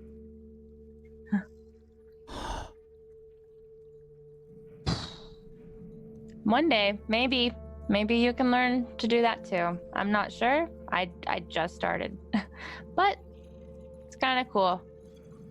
And then I lay down. I start to go to sleep. a vial of iotum. And then I just defeated, put it back in my... Oh! Yeah, Miracles. pretty cool. Like a miracle. I'm just gonna pat him on the back a little. Yeah. Just like, yeah. Sure like- is, buddy. Can you do this too? Sure is. No, I can't do that. I like mumble. I was like, she can speak to people really well. Yeah, really well. Here, check us out, kid. Hold this knife. And I'm gonna throw it. It's not in his face. Throw but it at him. General direction. This apple. You're gonna throw the knife at him? Please don't. Okay, Please. I'm assuming a closeness that I am apparently wrong on, so I'm gonna walk over to him and give it to him. Almost hits them, and then you pocket portal it back. That was almost bad. You know, maybe you shouldn't. I don't know. Maybe your mom wouldn't want you to play with knives. Let's not corrupt the child Yeah, on the first night we're here. Yeah. We just gave him happy dreams. Can we just let him go to sleep with that? Okay. Put your knife away. Yeah. Sure. I'll put it away. I'm gonna like point it at my palm and go. Anybody else close it. Qui-Gon Jinn there for a sec? Yeah, he's I think he's probably still like watching Techgnome like after she goes like she just blew his fucking mind, okay? And Jay, you're trying to like do some kind of trick or he's not even paying attention. Oh, Yeah, I'm just like, knife I got. All right, kid, grab a stick. Let me teach you how to poke the fire with a stick. And as he says that, I'm like, listen, kid, if you want to stay watch with me, you're gonna have to go to bed soon, okay? And I just like roll over again. My mother said that I needed to stay awake and watch for any trouble. No, man, Jay has this. You can stay watch with me. I'm third shift. I don't know what that means, but I'll wake you up, okay? All right. I'm so tired. Yeah, and he says, why are you poking those sticks with another stick? You have to keep the fire going. You have to poke the fire with a stick. That's what you... No? Go to bed. Go to bed so you can wake up with her. I'll poke the fire. Does fire do stuff different here? So he says, why wouldn't you just use this? And he just bends down and he uses the equivalent of like a lighter to start the fire. Like a hand bow. Just leave me alone, kid. All right. Go to sleep. He nods his head and starts to walk away. He's like muttering under his breath, and he says, "The other one was way more interesting." And yeah, he walks back into the tent. What a kid. Kids, am I right? I'm gonna go to bed a little bit sullen at that child's subtle put down of me. I think it was at Jay. I don't think it was at you. It's of all of us. None of us are interesting enough for him except Pocket, apparently. She works miracles, okay? I distorted I reality. apparently- By the way. So your Gungan camels didn't kick us in the face. I bend gravitic powers for you, child. So just to be Go to clear, bed. Jay, you're taking the watch? Yeah, I'm taking watch. I think Myth said he was up as well with Hanging me. Oh, yeah. But like half paying attention. I'm Yeah. making ciphers. Yeah, it's like you're keeping me company, but I'm probably doing watch the whole time. So just to be clear, Jax, Techgnome, and Una, you're going to sleep. For now, yeah. Yep. I'm watched after they're done. Okay.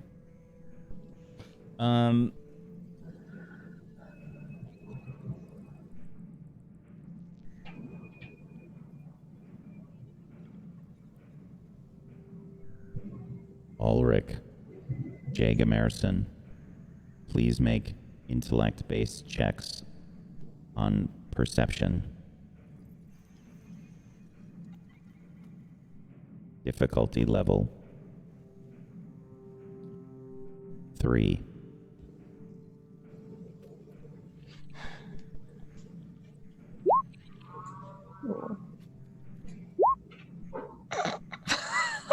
Sorry. I didn't mean to Ulrich, laugh. you have rolled an 18. Jay Gamerson, you have rolled a 1. Oh, fuck. Not so bad. I mean, for you. Jay Gamerson, will you take the GM intrusion or pay 1 XP? I'll take it. I don't have any XP. Give it to Ulrich. You have gained 1 XP, as well as Ulrich Shiloh.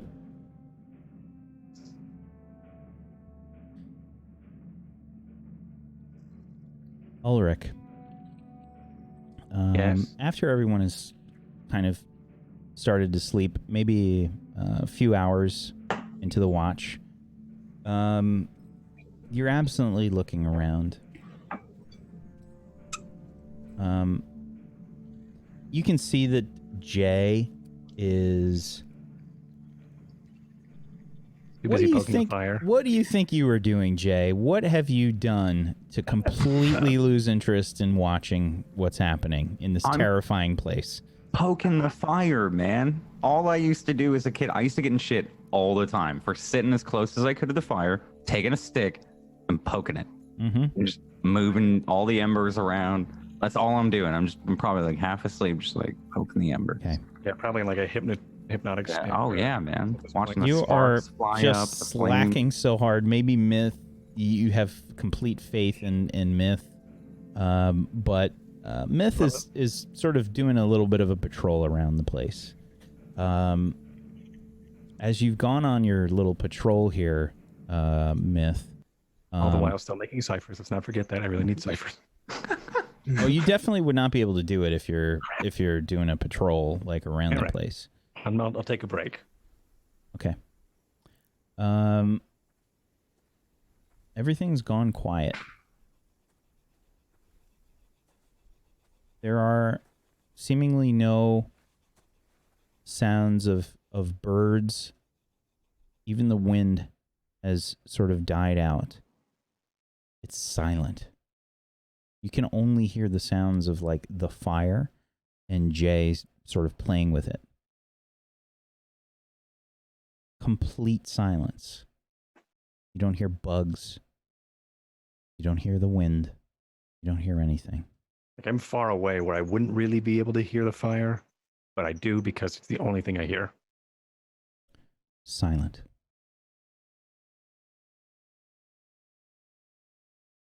Then you hear a scream from Jax.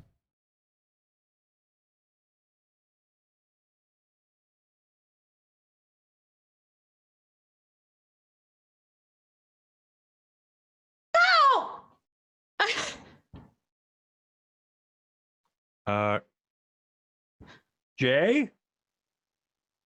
You hear that? Jax, Katie? I'll run. I don't know what's happening. What do you mean? What do you mean what's happening? You've heard a scream. You hear what's happening. And then nothing.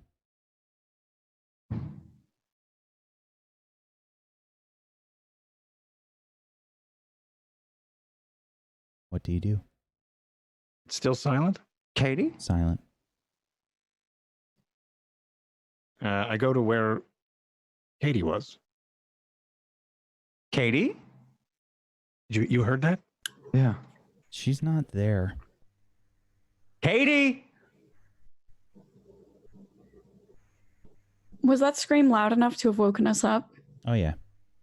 Okay. I'm just going to immediately jump up and start shouting, Katie? Katie? And I can see, because we were sleeping close to each other, like I can see pretty quickly that she's not there. And I just want to start booking it running. I'm a little slower. I'm just like, what is going on? And I like look around and I notice that like no one's next to me now, and I'm kind of like all alone by the tent.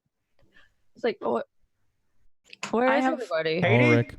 Ulrich, you turned around as soon as you heard the scream.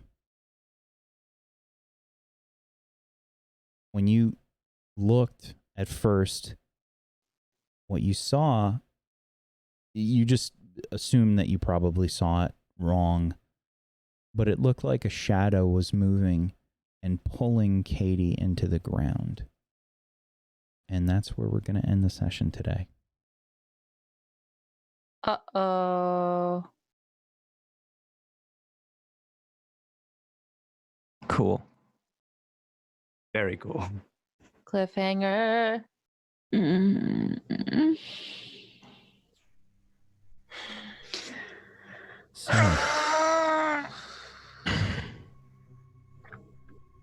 good session, everybody. Great session. Great session, guys. Yeah. My first thoughts are that Leviathan. It's got to be something with that. Man. Good session, everybody. Great session.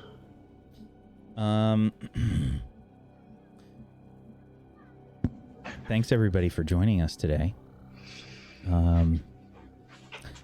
If you were unaware, this show is in fact sponsored by Monty Cook Games. They were kind enough to help us make this show happen. If you want to learn more about the data sphere and glimmers and glimmer bursts, you can check out their new Kickstarter that they have started called Liminal Shores. You can see our referral link there, the Liminal Shores link. Go check it out and learn more about the data sphere and whatnot. If you want some coupons for buying stuff from Monty Cook Games in general, their actual store where you can get awesome books to play Numenera in general, like Discovery and Destiny, the 2 core books that are 416 pages each, full of amazing lore and art and locations and maps and characters and GM stuff, go check it out. Go check it out and use the coupon Table Story or Pumpkinberry. And if you're a patron on our Patreon, I'm gonna be throwing up a coupon code up there for our patrons. So yeah, thank you everybody for watching tonight. Let's go around the room. Let's do some shout outs to wrap things up. Katie, thanks for being our special guest.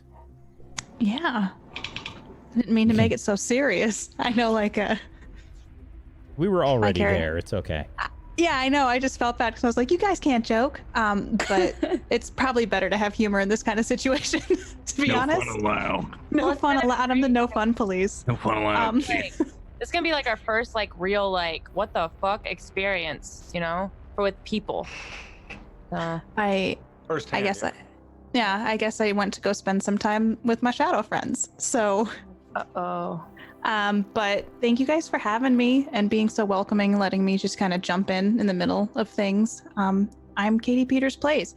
We played Erica today, and that was a lot of fun and kind of screwed up. And I play a lot of sci-fi and horror on my channel. So if you want to come hang out with me, I'm around. So yeah, thank you guys for hanging out today and watching the shenanigans. This scenario is horrifying, by the way. And Wax sent me some information about one of the creatures that he mentioned. Can I read it, Whack, a tiny bit of it? Just a tiny bit, sure. How do you say it? How do you say it? Oh God, fuck if I know. Okay, it's like the bug creature. It says that they're like humans and they can create. I think it's Kochatan. Kochatan. Okay, they're not as intelligent as humans, but they can fashion and use crude tools. They hunger for anything edible, and they live in crannies and a group of 3 to 5 scouts followed by a swarm of hundreds of roaches. So yes. Can I make it less scary though? Yes. I picture the thing from Men in Black where it's like the annoying roaches that sing and drink coffee. Yeah, those are the better things, but that's what Wax sent me in the middle. I was like, that is my actual nightmare. So yeah, okay, Sugar water. That's me. Thanks for having me, guys. Sugar.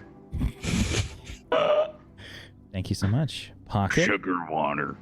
Hi, I'm Pocket. I work miracles and stun little children. I don't know. That's what I do. And don't help at all with anything that involves strength. So I appreciate once again for being here. It's been a lot of fun. And every time I knew we were going to end on something like this, and I knew it. And it just makes me want to be here next week already. So I appreciate it. It's almost like some kind of ploy. Oh no, it's like it was planned. But yeah, I look forward to next week, and I stream and stuff. Yay. Thank you so much. Mega Oryx. Hi, I'm Mega Oryx. I've been playing Mega Oryx, playing Una O'Leary. I'm also a full-time variety streamer on Twitch. I play a lot of single-player, story-driven games and simulation games, mostly The Sims 4. I've also started getting into hosting and voiceover and doing a lot of stuff that's away from my office at home at my computer. So follow me on twitter.com/NegaOryx if you want to follow along with all the stuff I'm getting up to lately. I'll be at PAX West next week. Yay. So yay, come say hi if you're in Seattle. I'll be there. Thank you so much. Thank you. Myth. Man, what a great one. I mean, they always are. But thanks for being here, everybody. Thanks, chat, for playing along, even though I can't read or play along with you until that time we can see you in game. But it's been great. Thank you. Thanks, everybody, for playing along with us. It was great playing with you, Katie. Wow, I don't know. I just can't wait for next week again, as always. My name is Mythematic. You can find me on twitter.com/Mythematic, where you can see when I'm going live and what I'm doing. Recently, I've been doing a lot of Star Citizen stuff, and I also just released big plans for Star Citizen the other day. And on the opposite spectrum of that, tomorrow, I'll be actually in the blacksmith doing some forging with my brother. Maybe I'll make a kitchen knife. Who knows? and that should be a lot of fun. So if you want to check that out, that'll be tomorrow on my channel on Twitch. Other than that, thank you guys. Thanks for playing with me. Thanks for being here. And I'll see you next week. Thank you so much, Myth. Jay? Hello, I am Jay, who has been playing Jay the Sim, who has been playing Jay on this show, who has been playing Jay in the game, playing Jay Gamerson, the ultimate gamer, because chat made a simulacrums for, Wack made a simulacrums for. Anyways, hi. I shouted it on the break, but there's a podcast MP3 and something coming for all of you that are pledged on the Lore Drop tier on Patreon, so go check that out. And that'll be coming soon. And if you guys want to talk about Table Story or talk about any of these other campaigns, I'm live almost every day. We're going to be playing some classic WoW starting Monday and Tuesday and Wednesday. Then Thursday is Ragtags. So I hope I'll see you there. Thank you so much. I'm Wacksteven. I have been your administrator today. Thank you everybody for watching. Thanks for all of the wonderful RP and everything that's been going on. We appreciate you guys. Much love to you, chat. Thanks for hanging out with us. Thanks for being here. We've had some amazing fan art that's been posted throughout the night. We had another one from Melanie T Illustration in the fan art channel on Discord. It's so good. It's so crazy good. It's so good. Go hang out on the Discord and go check it out. It's pretty fantastic. Yeah, thank you so much, chat, for being here. Thank you as always. It's a wonderful thing. Thank you for interacting, and thank you so much to Monty Games for sponsoring the show. Thank you to Katie. Thank you, Pocket. Thank you, Nega. Thank you, Myth. Thank you, Jay, for being awesome role players. I appreciate you. Thank you so much. And hopefully we'll see you guys next week for another episode of Simulacrum. What else can happen to the players, and how can they fuck about and waste time? I don't know. There's just so many different ways. So many. But thanks for watching, everybody. We'll see you next time. Peace out. Have a wonderful rest of your weekend. Good night, everybody.